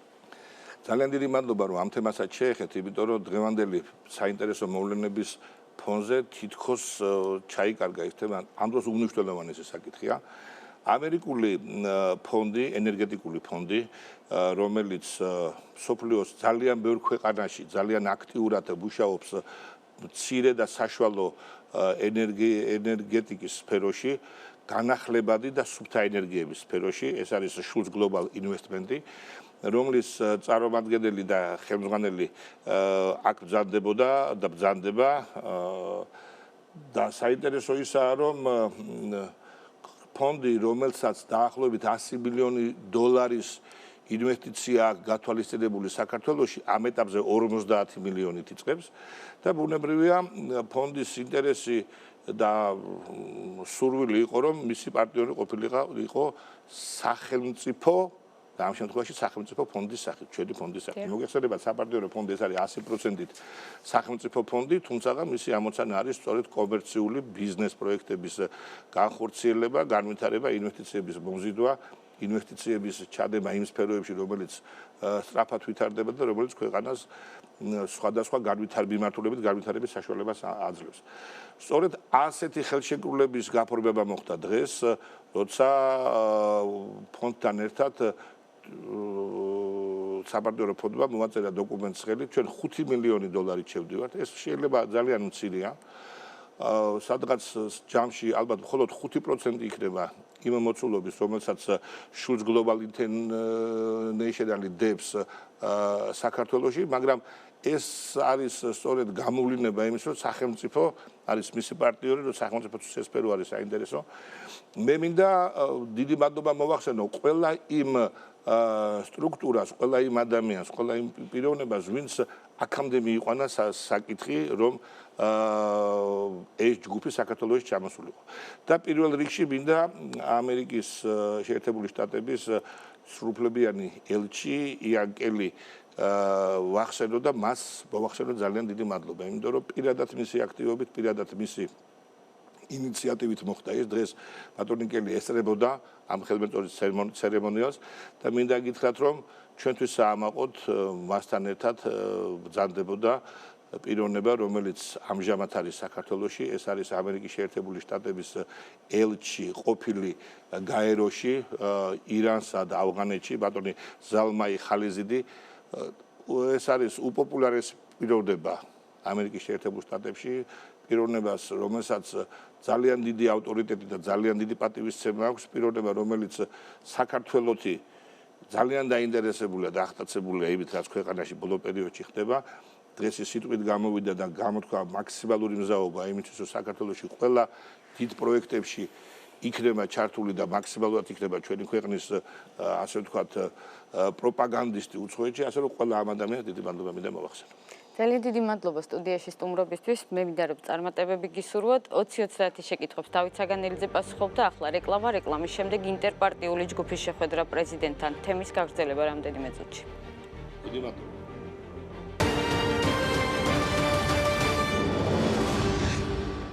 20 საათი პირდაპირ ეთერში ბრუნდება. რა მიზნით იქნება პრეზიდენტის ადმინისტრაციისა და არასაპარლამენტო პარტიების ერთობლივი სამუშაო ჯგუფი? რა წინადადებები აქვს ინტერპარტიულ ჯგუფს და ვისი მხარდაჭერის იმედი აქვს არასაპარლამენტო პარტიებს? რა სამართლებრივ გზებს მიმართავს ინტერპარტიული ჯგუფი მოთხოვნების დაუკმაყოფილებლობის შემთხვევაში და აქვს თუ არა პარტიებს პრეზიდენტის ვეტოს იმედი? სამოქალაქო ალიანსი თავისუფლებისთვის დამფუძნებელი ზურაბ ხარატიშვილი უპასუხებს ჩვენ შეკითხვებს. მოგესალმებით ბატონ ზურაბ, დიდი მადლობა რომ დაგვითმეთ დრო. ინტერპარტიული ჯგუფის წევრები უკვე მთელი დღის განმავლობაში მედია ამაზე საუბრობს, შეხვდით საქართველოს პრეზიდენტს და შეთანხმდით, რომ შეიქმნება ერთობლივი სამუშაო ჯგუფი. რა მიზანი აქვს ამ ჯგუფის შექმნას, რომ განმარტოთ? ხა ამას დღევანდელ შეხვედრაზე სანამ ვისაუბრებ, ალბათ ცოტა წინარე ისტორიაზე დაგვრჩება. ანუ 2014 წლის ოქტომბერში დაახლოებით ესე 18 თვის წინ 13-მა არასაპარლამენტო ოპოზიციურმა პარტიამ ჩამოაყალიბა ინტერპარტიული ჯგუფი, რომლის მიზანი იყო საარჩევნო გარემოს გაუმჯობესება, ამის წინადადების შეთავაზება, იმიტომ რომ ჩვენ უკვე ასე ვთქვათ პოლიტიკურ ტრადიციად გვექცა უკვე 10 წელზე მეტი ისტორია აქვს, რომ ყოველი არჩევნების მერე ჯგუფი იკრიბება სამუშაო და გარკვეული ცვლილებები და გაუმჯობესებები მიდის საარჩევნო კოდექსში და საარჩევნო გარემოში და 2014 წლის ადგილობრივი არჩევნებიც არ იყო გამონაკლისი. თუმცა რაც მოხდა შემდგომში ამას უკვე პრეცედენტი არ ქონდა, იმიტომ რომ ყოველთვის გარკვეულწილად ასეთ მუშაობას შედეგი მოსდევდა, მათ შორის 2013 წლის საპრეზიდენტო არჩევნების შემდგომი შემდგარ ჯგუფსაც, მაგრამ აღმოჩნდა ისე რომ უკვე ამ ჯგუფთან საერთოდ ხელისუფლებამ ყოველგვარი კონტაქტზე თქვა უარი.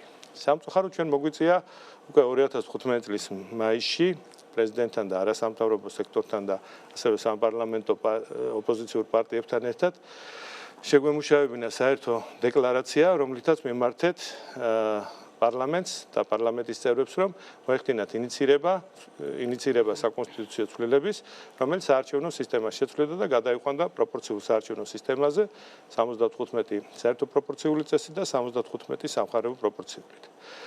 ძალიან ჩვენ და ასე ვთქვათ, ძალიან სამწუხაროდ ხელისუფლებამ აქაც სრული იგნორირება გაგვიკეთა.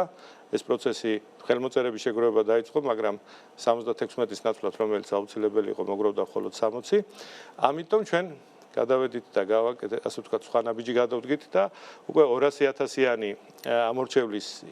ამორჩევლის ხელმოწერით მოვახდინეთ საკონსტიტუციო ცვლილების ინიცირება საარჩევნო სისტემასთან დაკავშირებით.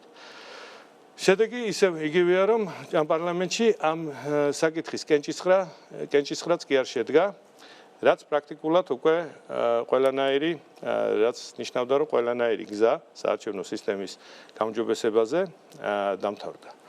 ერთადერთი იმედი უკვე გაჩნდა ახალ პრემიერ-მინისტრთან დაკავშირებით, რომელმაც გამოიჩინა ინიციატივა, რომ ამ თემაზე დიალოგი გახსნილიყო, შეიქმნა სამუშაო ჯგუფი და აქაც შედეგი ისევ იგივე მივიღეთ, რომ მიუხედავად იმ ძალიან ხმამაღალი და რიხიანი განცხადებებისა, რომ ჩვენ 80% ხელისუფლების მხრიდან 80% მოთხოვნების ოპოზიციისას დავთანხმდითო, ესეც სრული ასე ვთქვათ, სრული ტყუილია, იმიტომ რომ ეს 0.1%-იც კი არ არის, ასე ვთქვათ, ამ დაპირებებიდან შესრულებული. სამაგეროდ მოხდა ყოველად გაუგებარი ასე ვთქვათ, ინიციატივის ინიცირება ცოტა ხნის წინ და დღესდღეობით მხოლოდ 2 მოსმენაა გავლილი. ხო, ეს უკვე მოვედით, ასე ვთქვათ, დღევანდელ დღემდე, რამაც გამოიწვია ჩვენი პრეზიდენტთან დღევანდელი შეხვედრა, სადაც მთელი რიგი, ესე ვთქვათ, ნაკლებად მნიშვნელოვანი, თუმცა მაინც არსებითი ცვლილებების ინიცირება იყო მოხდენილი, განსაკუთრებით მე შევეხები საალტერო დროს, რომლის ხელახალი გადანაწილების ფორმულა შედგა, რომლითაც მთელი რიგ არასაპარლამენტო ოპოზიციურ პარტიებს ის საეთერო დრო, რომელიც ეკუთვნოდა არჩევნების დროს, შეუმცირდათ. გარდა ამისა, იქ მთელი რიგი ტექნიკური დეტალებია და კიდევ არის ამას დღეს დაემატა დღევანდელი ინიციირებით ყოველად, ასე ვთქვათ, აღმაშფოთებელი ინიციატივა, რაც შეეხება პოლიციელების საარჩევნო პერიმეტრზე განლაგებას. რომელიც ყველანაირ, ასე ვთქვათ, საარჩევნო ლოგიკას ეწინააღმდეგება და ეწინააღმდეგება ეუто სტანდარტს, რომლის მიხედვითაც ფორმიანი და ასე ვთქვათ, ძალოვანი წარმომადგენლები არ უნდა იმყოფებოდნენ არათუ საარჩევნობაში, არამედ მის სიახლოვესაც და ჩვენ რაც სტანდარტი ქონდა მთელი წლების განმავლობაში, ხოლო საჭიროების შემთხვევაში უბნის თავმჯდომარე იძახებდა პოლიციის ეკიპაჟს, ესეც საჭიროების შემთხვევაში ერთვებოდა კიდევ ერთხელ ხაზს უსვამს უბნის თავმჯდომარის მოთხოვნით და დღეს გვაქვს ფაქტი, რომ პოლიციელები შეიძლება განლაგდეს საარჩევნო უბნების გარშემო, რაც პრაქტიკულად იქნება ძალიან დიდი ზეწოლა ამ მრჩევლებზე.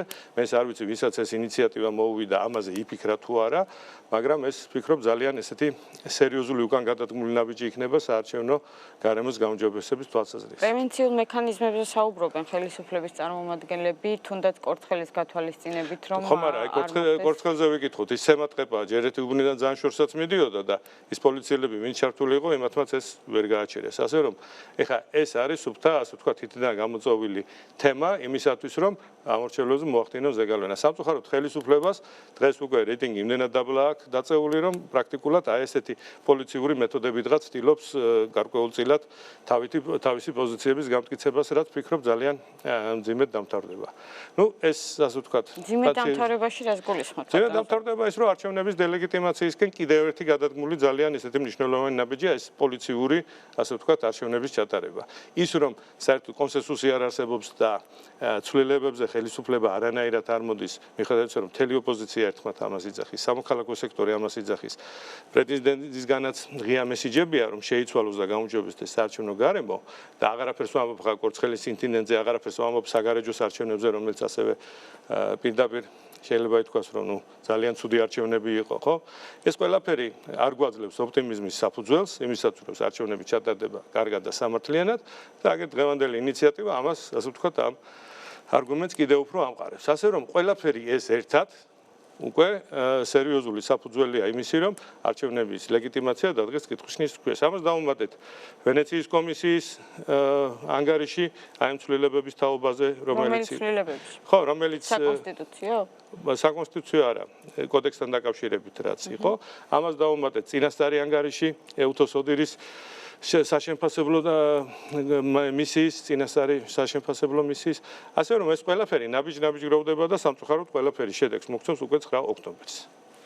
რას ელოდებით 9 ოქტომბერს? რაღაც იმდენჯერ ახსენეთ ეს ლეგიტიმაციის პრობლემა არჩევნების შედეგებით, შედეგს მოგცემს. რა მინდა, მე მინდა რომ ეს იყოს ლეგიტიმური არჩევნები, იმიტომ რომ პირადად მეც ახლა ბევრი დრო და ენერგია მაქვს დახარჯული იმისათვის, რომ საქართველოში არჩევნები იყოს სამართლიანი, სანდო და შექმნილიყო, ასე ვთქვათ, დობის საფუძველი. სამწუხაროდ, ბოლო აი ამ 2 წლის განმავლობაში ხელისუფლების პოზიცია არ ვიცი რა და რატომ და არ ვიცი რატომ, თუმცა ამაზე ჩემი მოსაზრება მაქვს. ნუ ყველაფერს აკეთებს იმისათვის, რომ მოხდეს, ასე ვთქვათ, მხოლოდ გაუარესება. დღეს რაც გვაქვს, აი 2014 წელთან შედარებით, მე ხა სხვა დროს და უფრო დიდ წიაღისვლაში არ წავალ, კიდევ უფრო გაუარესებულია საარჩევნო გარემო და აი დღევანდელი ინიციატივა კიდევ ერთი ლუსმანია, ასე ვთქვათ, აი ამ მიმართულებით.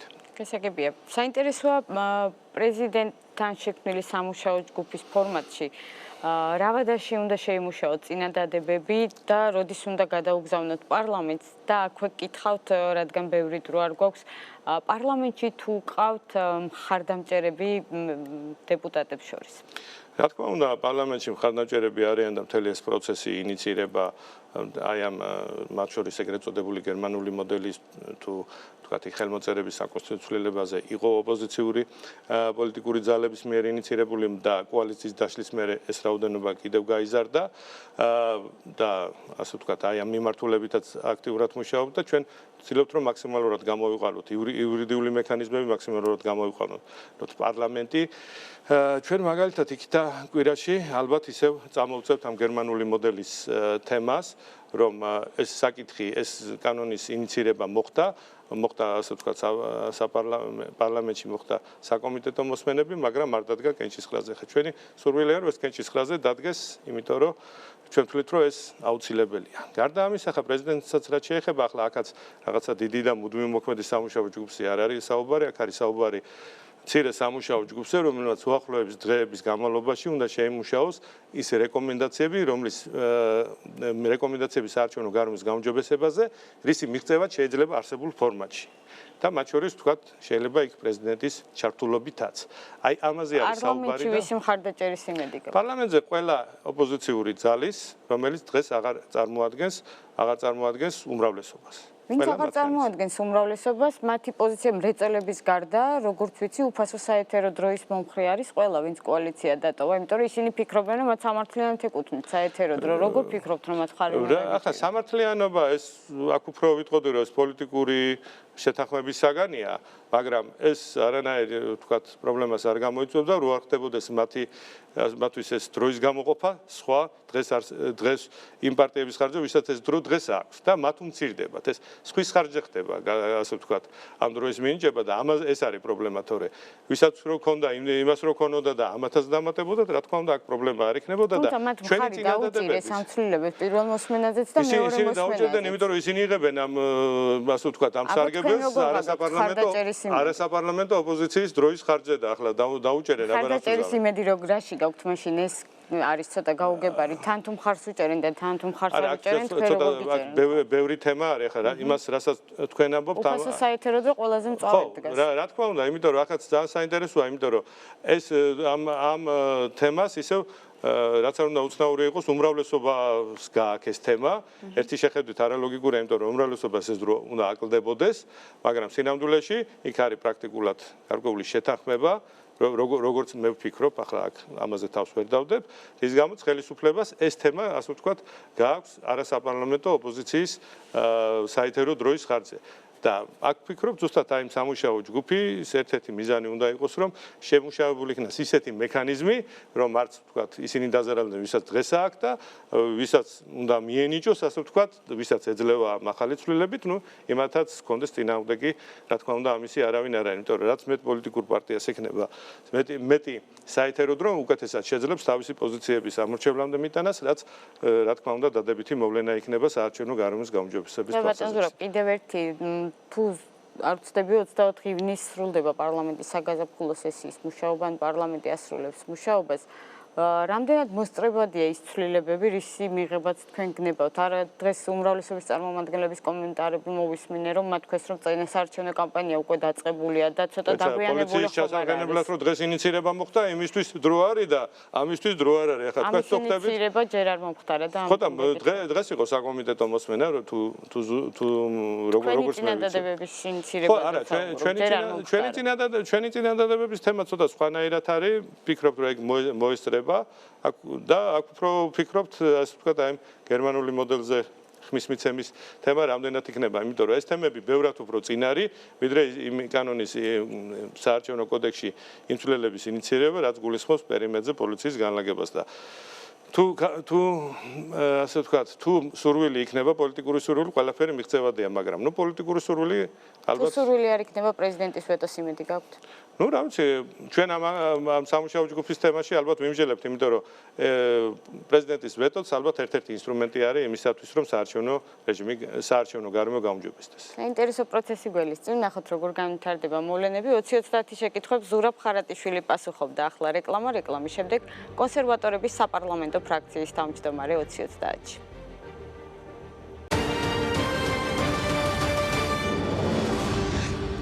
20-30 პირდაპირ ეთერში ბრუნდება. აპირებს თუ არა უმრავლესობა ინტერპარტიული ჯგუფის მოთხოვნების გათვალისწინებას? აქვს თუ არა მმართველ გუნდს საკითხთან დაკავშირებით პრეზიდენტის ვეტოს მოლოდინი?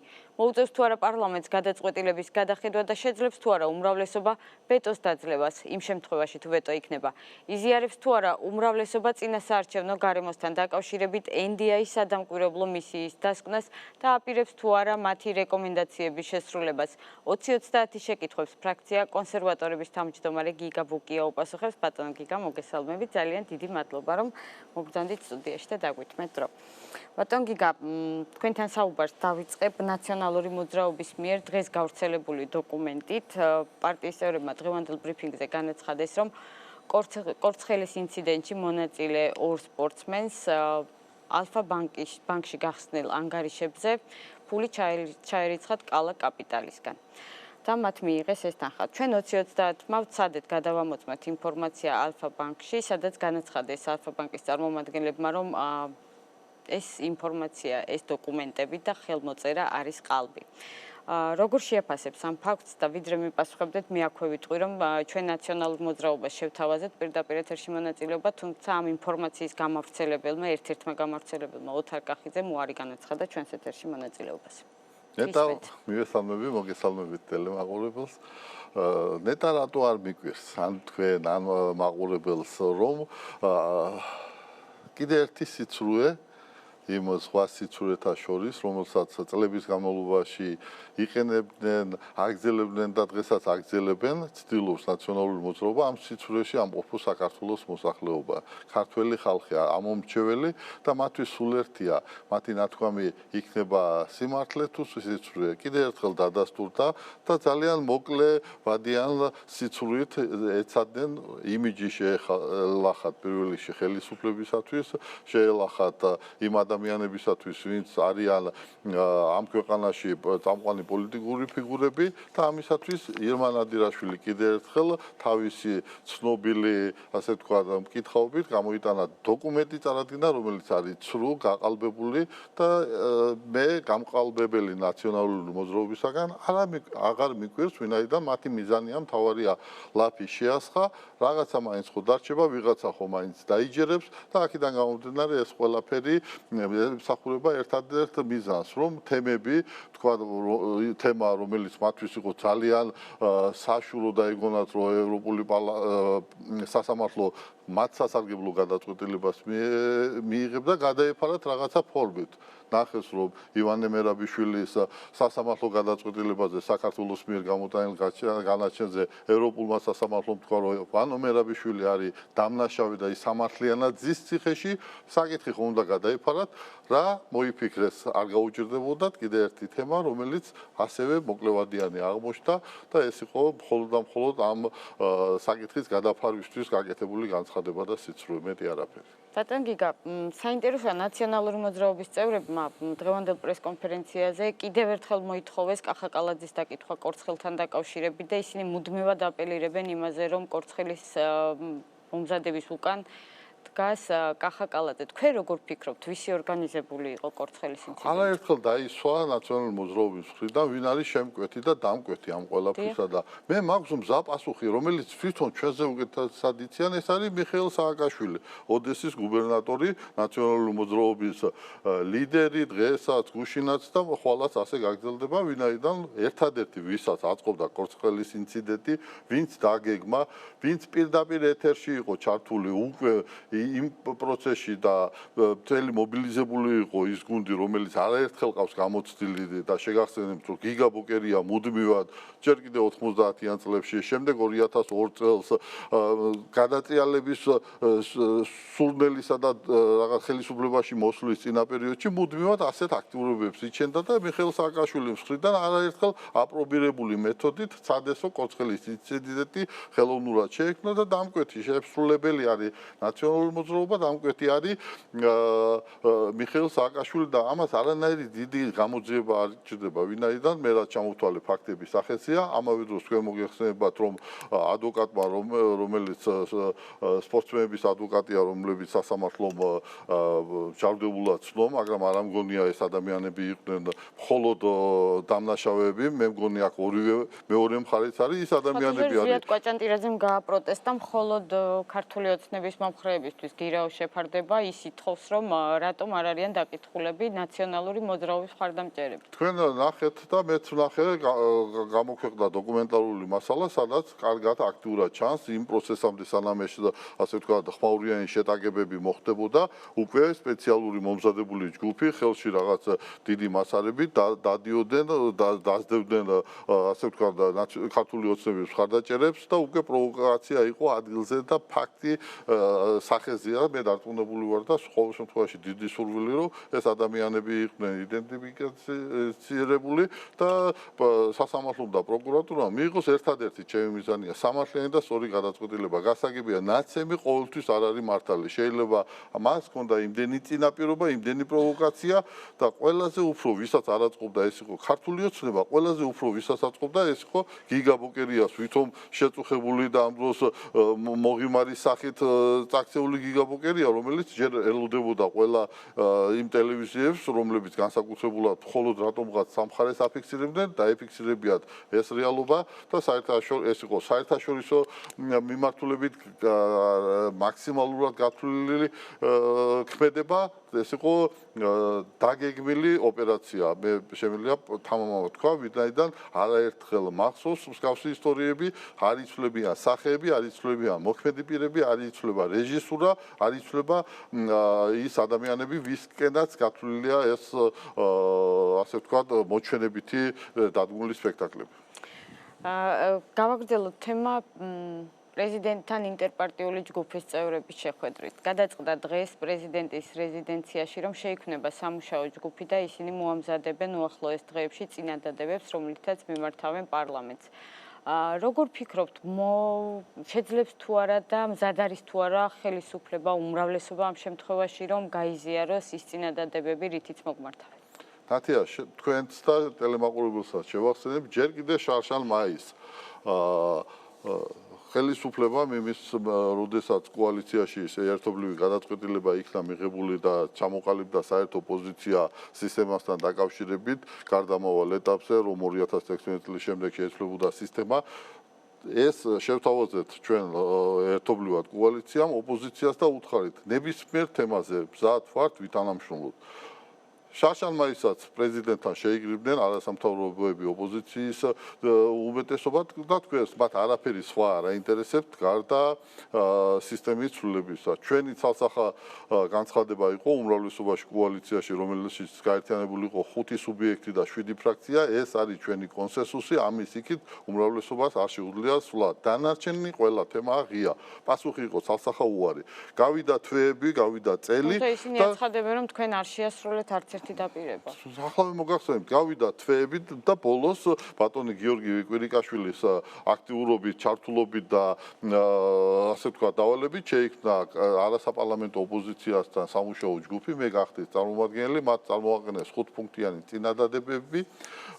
5 პუნქტიდან ერთი იყო საარჩევნო სისტემასთან დაკავშირებით, რომელსაც პირველ დღესვე ცალსახად ჩემგანაც და სხვებისგანაც იყო განცხადება, ეს არის ჩვენთვის შეუძლებელი ამ ეტაპისათვის და დანარჩენ საკითხზე დავიწყოთ მუშაობა, 2 თვე ვიმუშავეთ, ფაქტიურად შევთანხმდით ყველა პროცესზე პირველი საკითხის გარდა და აღმოჩნდა, რომ ოპოზიციამ განაცხადა, რომ ეს მათ არ აინტერესებთ, ეს არის მათთვის მეორე და მესამე ხარისხოვანი, მთავარი იყო სისტემა, დანარჩენი არ აინტერესებდათ. ბუნებრივია, თუ არ აინტერესებდათ, ჩვენ ვერ ვიქნებოდით მათ ინტერესის საგანი თუ არ იყო ამ საკითხების გამტანი. და ბუნებრივად ჩაიშალა ეს პროცესი, ჩაიშალა მათივე ბრალეულობით და არა ჩვენი განწყობით. ჩვენ მზად ვიყავით კონსენსუსისაგან, თანამშრომლობისაგან, მაქსიმალური დრო, რესურსი გამოვყავით მათთან თანამშრომლობისათვის, მაგრამ მათგან იქნა უგულველყოფილი. დღეს მიმდინარე პროცესი. ახლა რაც მიმდინარეობს პროცესი და ასე თქვა ყმადაღებული უფასო საეთერო დროსთან დაკავშირებით საკითხი, რომელიც ასეთ ტრიალებს. პირველ რიგში მინდა გითხრათ, საკონსტიტუციო სასამართლომ 2 კვირის წინ არასაპარლამენტო ოპოზიციის მიერ შეტანილი სარჩელი დააკმაყოფილა და აქედან გამომდინარე დააკმაყოფილა რა, მათ ჰქონდათ 2 სარჩელი შეტანილი გაერთიანებული ერთად, ითხოვდნენ რომ კვალიფიციურ პარტიებს ყველას ჰქონოდა საეთერო დრო, უფასო საეთერო დრო და ამავე დროს პარტიები, რომლებიც არ არიან კვალიფიციური, მაგრამ რაღაცა შედეგი მაინც უჩვენეს, მათაც ჰქონდათ უფასო საეთერო დრო. საკონსტიტუციო სასამართლომ პირველ ნაწილში არ დაუკმაყოფილა, მეორე ნაწილში ის რომ ყველა კვალიფიციურ პარტიას ჰქონოდა საეთერო დრო, ამ ნაწილში დააკმაყოფილა და გააუქმა მუხლი, რითაც თუ კოალიციაში იყო წარდგენილი, მას ჰქონდა ერთი საეთერო დრო, დანარჩენ ყველა ცალკე მოქმედ სუბიექტებს ექნებოდა თანაბარი საეთერო დრო. ეს რეალობა შეიქმნა 2 კვირის წინ მათ მიერ გასაჩივრებული საჩივრის საფუძველზე. ერთადერთი გამოსავალი იყო რომ სუბიექტებს თანაბრად განაწილებოდა საეთერო დრო, ან და მედიას გაეძებოდა, გაუორმაგდებოდა ის ვალდებულება, რომელიც კანონით არის მედიაზე დაკისრებული და ჩვენ ჩავთვალეთ წონა და ჯაფა არ უნდა გადასულიყო საეთერო მაუწყებლობებზე მედიაზე, ვინაიდან ისინი ისედაც საკმაოდ შეზღუდული რესურსით სარგებლობენ და უფასო საეთერო დრო გავანაწილეთ ყველა კვალიფიციურ სუბიექტზე. იქამდე კანონში ეწერა, რომ მაგალითად ეროვნული მაუწყებელს აქვს ვალდებულება არაუმეტეს 60 წამისა, არაუმეტეს. ეროვნულ მაუწყებელს შეეძლო 20, 30, 35 წამი საკუთარი შეხედულებით ყველა კვალიფიციურ სუბიექტზე გაინაწილებია. ჩვენ ჩავწერეთ, რომ ყველა კვალიფიციურ სუბიექტზე ჟამური 7 წუთი ნახევარი გაუნაწილდეს თანაბრად და თითო კვალიფიციური სუბიექტი მიიღებს 30 წამიან უფასო საეთერო დროს რეკლამას, რომელიც არის კიდევ იმეორებს საკონსტიტუციო სასამართლოს მიერ მიღებული გადაწყვეტილების ანარეკლი კანონმდებლობაში.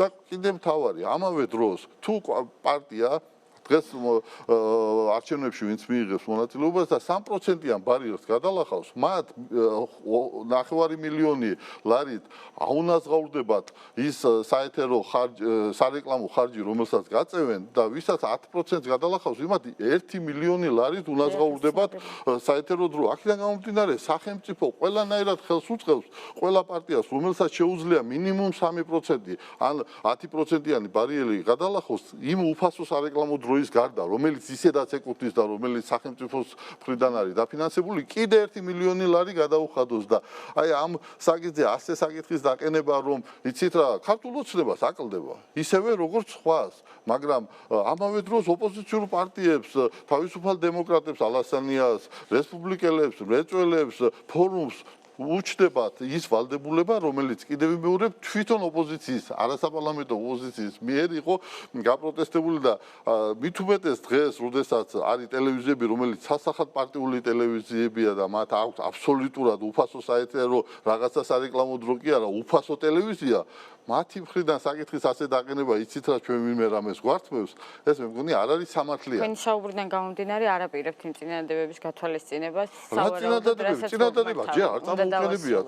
არ წამოუყენებიათ წინადადება. უფასო საეთერო დროზე აპირებთ მომართვას, როგორც ბატონმა ზურაბ ხარატიშვილმა. საინტერესოა, აი როგორ მომართავენ ბატონმა ზურაბიმ, ძალიან ბევრი სიცრუეც თქვა, ვინაიდან დაახლოებით 30 წამი შემიძლია კიდე რომ აი ძალიან დიდი სიცრუე თქვა. პოლიციურ რეჟიმ, პოლიციურ არჩევნებზე მინდო და მეკითხა 30 წამში თუ ჩაეტევით. კი ბატონო, აი რაც თქვა პოლიცია თითქოს არ წაუკითხავთ კანონმდებლობა და არის ასეთი რაღაცა. თუ გადაუდებელი, აუცილებელი სიტუაცია იქნება და დაპირისპირება, ინციდენტი და ხელი ეშლება პროცესს, არა საარჩევნო უბანში, არამედ საარჩევნო უბნის გარეთ შეუძლია პოლიციას მოვიდეს, გაატაროს ღონისძიება და აკვეთოს დანაშაული. ეს ისედაც ევალებოდა, მაგრამ უფრო მეტად შეზღუდულია ახლა, შეზღუდულია და საარჩევნო უბანზე მხოლოდ კომისიის თავმჯდომარის გამოძახების შემთხვევაში პოლიციას აქვს შალევის უფლება. კონკრეტდება არანაირი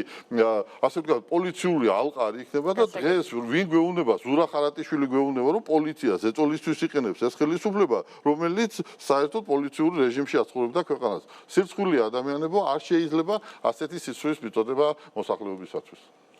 დიდი მადლობა 20-30 შეკითხვებს გიგაბუკი აპასუხებდა. ახლა რეკლამის შემდეგ გიორგი მანჯავიძის საავტორო რეპორტაჟი.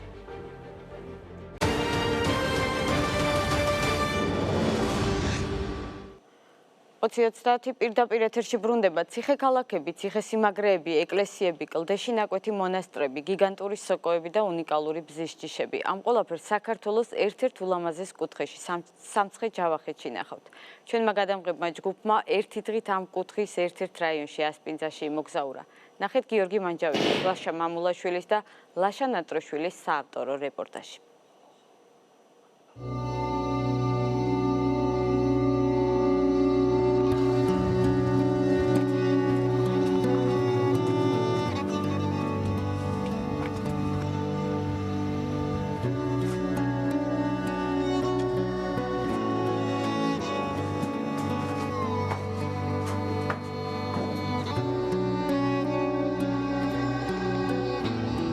წერვინმე მესხი მელექსე, რაც კი მიულია მეგზები, ჯერ ლექსი მწვავდა მერემზე, ჯერ მზე და მერე ლექსები.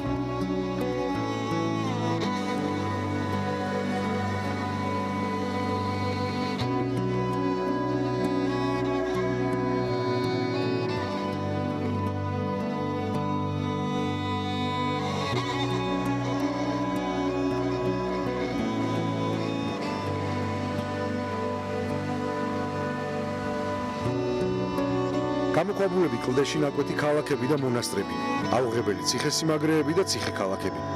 ეს ისტორიული მესხეთი, სამცხე ჯავახეთია.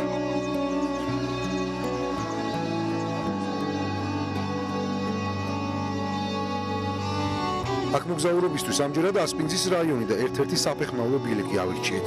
აქ ჩამოსული ტურისტებისთვის კი არჩევანი ნამდვილად ბევრია.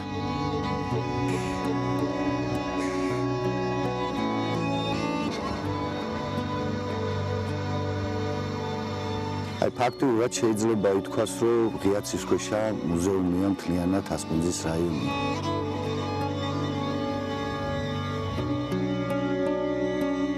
ჩვენი მოგზაურობა საფეხმავლო ტურისტული მარშრუტის უმაღლესი წერტილიდან ზემოთ მოგვიდან იწყება. ეს უძველესი ნასოფლარია, მესხური სახლებითა და უძველესი ტაძრით.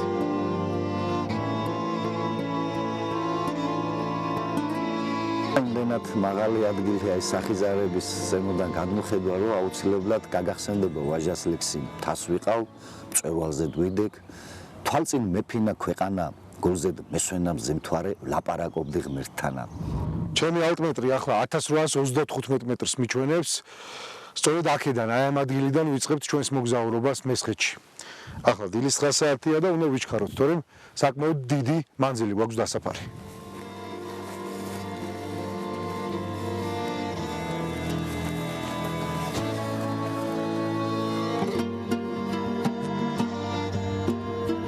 ზემოთ მოგვიდან ბილიკებით თმოგვის ციხისკენ ავიღეთ გეზი. თმოგვი ჯავახეთის ერთ-ერთი უმნიშვნელოვანესი ციხე-ქალაქი იყო. ეს ციხე აბრეშუმის გზაზე საქარავანო გზას აკონტროლებდა. მდინარე მტკვრის ორივე ნაპირის დამაკავშირებელ ხიდს კეტავდა და სოფლისკენ მიმავალ გზას იცავდა.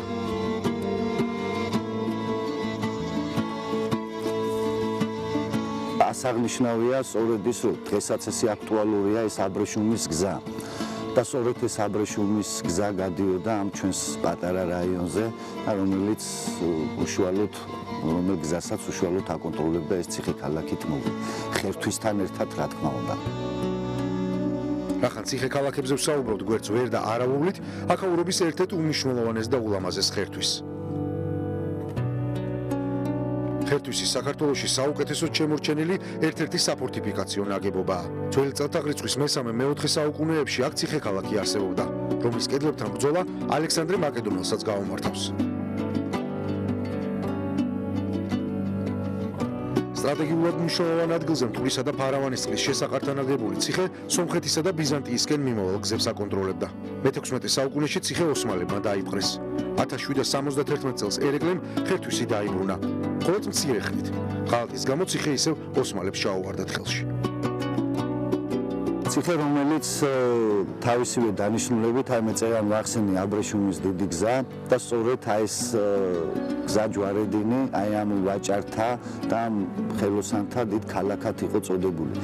ციხე-ქალაქის დანიშნულება იყო ამ ორი ხეობის კონტროლი, რათა თავისუფლად და უმტკივნეულოდ გადაადგილებულიყო ქარავნები. წუნდის ტბას წუნი არა აქვს. მის დაწუნებას ვერვინ დამწამებს. გასვარძიასთან პატარძალივით და ახამხამებს ლამას წამწამებს. ამ ტბას თამარის ტბასაც უწოდებენ. ეს წუნდის ტბაა. მისი სიღრმე არავინ იცის, ამიტომ მას უძირო ტბადაც მოიხსენიებენ. ეს ვანის იგივე ვაჰანის ქვაბებია. აქაურობა მე-8 საუკუნეში ვარძიამდე 4 საუკუნით ადრე შეუქმნიათ.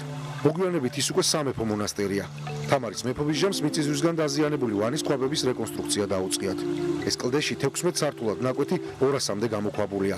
სამონასტრო კომპლექსში 6 ეკლესია შედის. უკვე 5 წელია რაც აღდგა ეს ფუნქციონირება განაახლა მონასტერმა. 2 ადამიანი ცხოვრობს ჯერჯერობით მონასტერში და ვცდილობთ ყველანაირად რომ ყურადღება არ მოაკლდეს აქაურობას. ძალიან რთული პირობებია მინდა აღვნიშნო საცხოვრებელი, მაგრამ მიუხედავად ამისა ვცდილობთ რომ ეს ადგილი უპატრონოდ არ დარჩეს და პირვანდელი ფუნქცია რაც გააჩნდა ეს დაუბრუნდეს და უკვე დაუბრუნდა კიდეც. აქ უკვე მოქმედი მამათა მონასტერია, სადაც ყოველდღიურად აღევლინება წირვა-ლოცვა და ღვთისმსახურება. თმოგვიდან დაწყებული ჩვენი მოგზაურობა ისტორიულ სოფელ ჭაჭკარით გრძელდება. გადმოცემის მიხედვით ჭაჭკარიდან ხდებოდა ვარძიის სამეურნეო მარაგის შევსება. კლდეში ნაკვეთ საწნახელებში დიდი რაოდენობით ღვინო იწურებოდა. აქვეა შემორჩენილი 4 საუკუნოვანი ვაზიც. ჭაჭკარის ბუნებამ სტუმრები ყურადღების გარეშე არ დაგტოვა. თქვენი არ ვიცი, მაგრამ ამ სოკოს ზომამ ჩვენ ნამდვილად გაგვაკვირვა. ეს აქაური ქამაა. აი, ასეთი ქამა სოკოები მოდის მესხეთში. ნახეთ.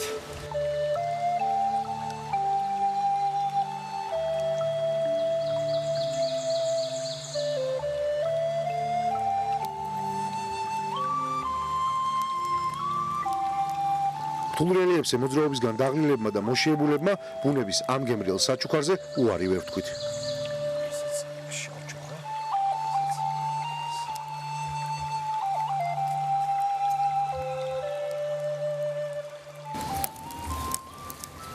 ეს უკვე მზად არის.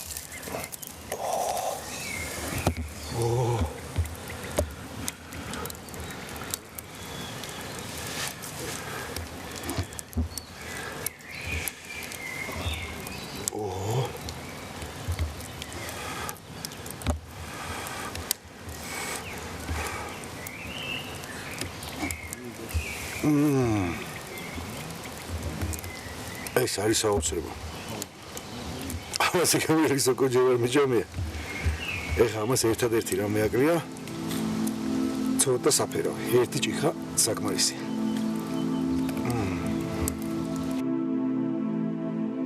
ჩვენ სოკოს ღვინო მართლაც რომ მოუხდებოდა. ისტორიულ მესხეთს ქართული ღვინის კულტურაში ერთდროს გამორჩეული ადგილი ეკავა. ვაზის ადგილობრივი ჯიშების უმეტესობა გადაშენდა. დღეს აქ მესხური ტერასების რეაბილიტაციისა და ადგილობრივი ვაზის ჯიშების აღდგენის პროცესი მიმდინარეობს.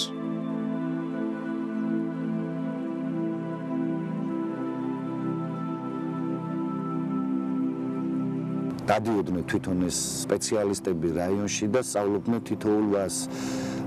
მოხდა აქედან იდენტიფიკაცია, მოხდა ამ ჯიშების გამრავლება და დღეისათვის 3000-ზე მეტი ვაზის სახეობაა დარგული ამ ცნობილ ხიზაბაურის ტერასებზე.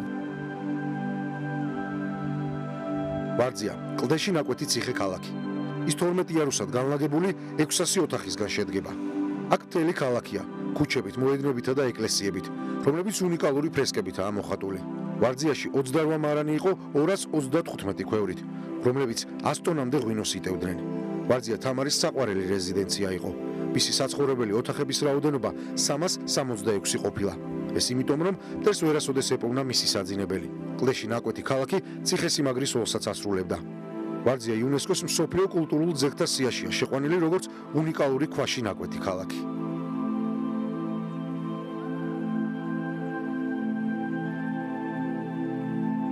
ვარძიაზე რა ვილაპარაკო, ყველასთვის ისედაც ცნობილია, ეს არის ვარძია შეიძლება გაიყოს ესე ორ ეტაპად.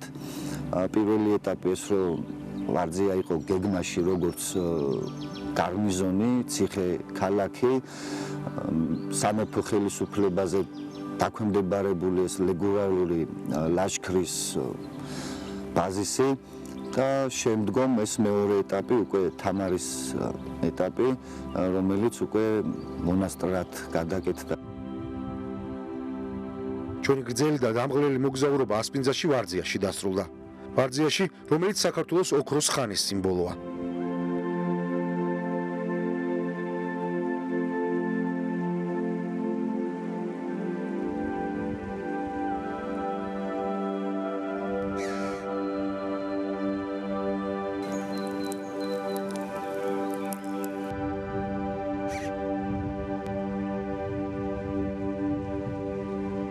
გასრულდა მათი ამბავი, ვითა სიზმარი ღამისა. გარდახტეს გავლეს სოფელი, ნახეთ სიმუხტლე ჟამისა. ვის გრძლად გონია მისთვისცა არის ერთისა წამისა. წერ ვინმე მესხი მელექსე, მე რუსთველისად ამისა.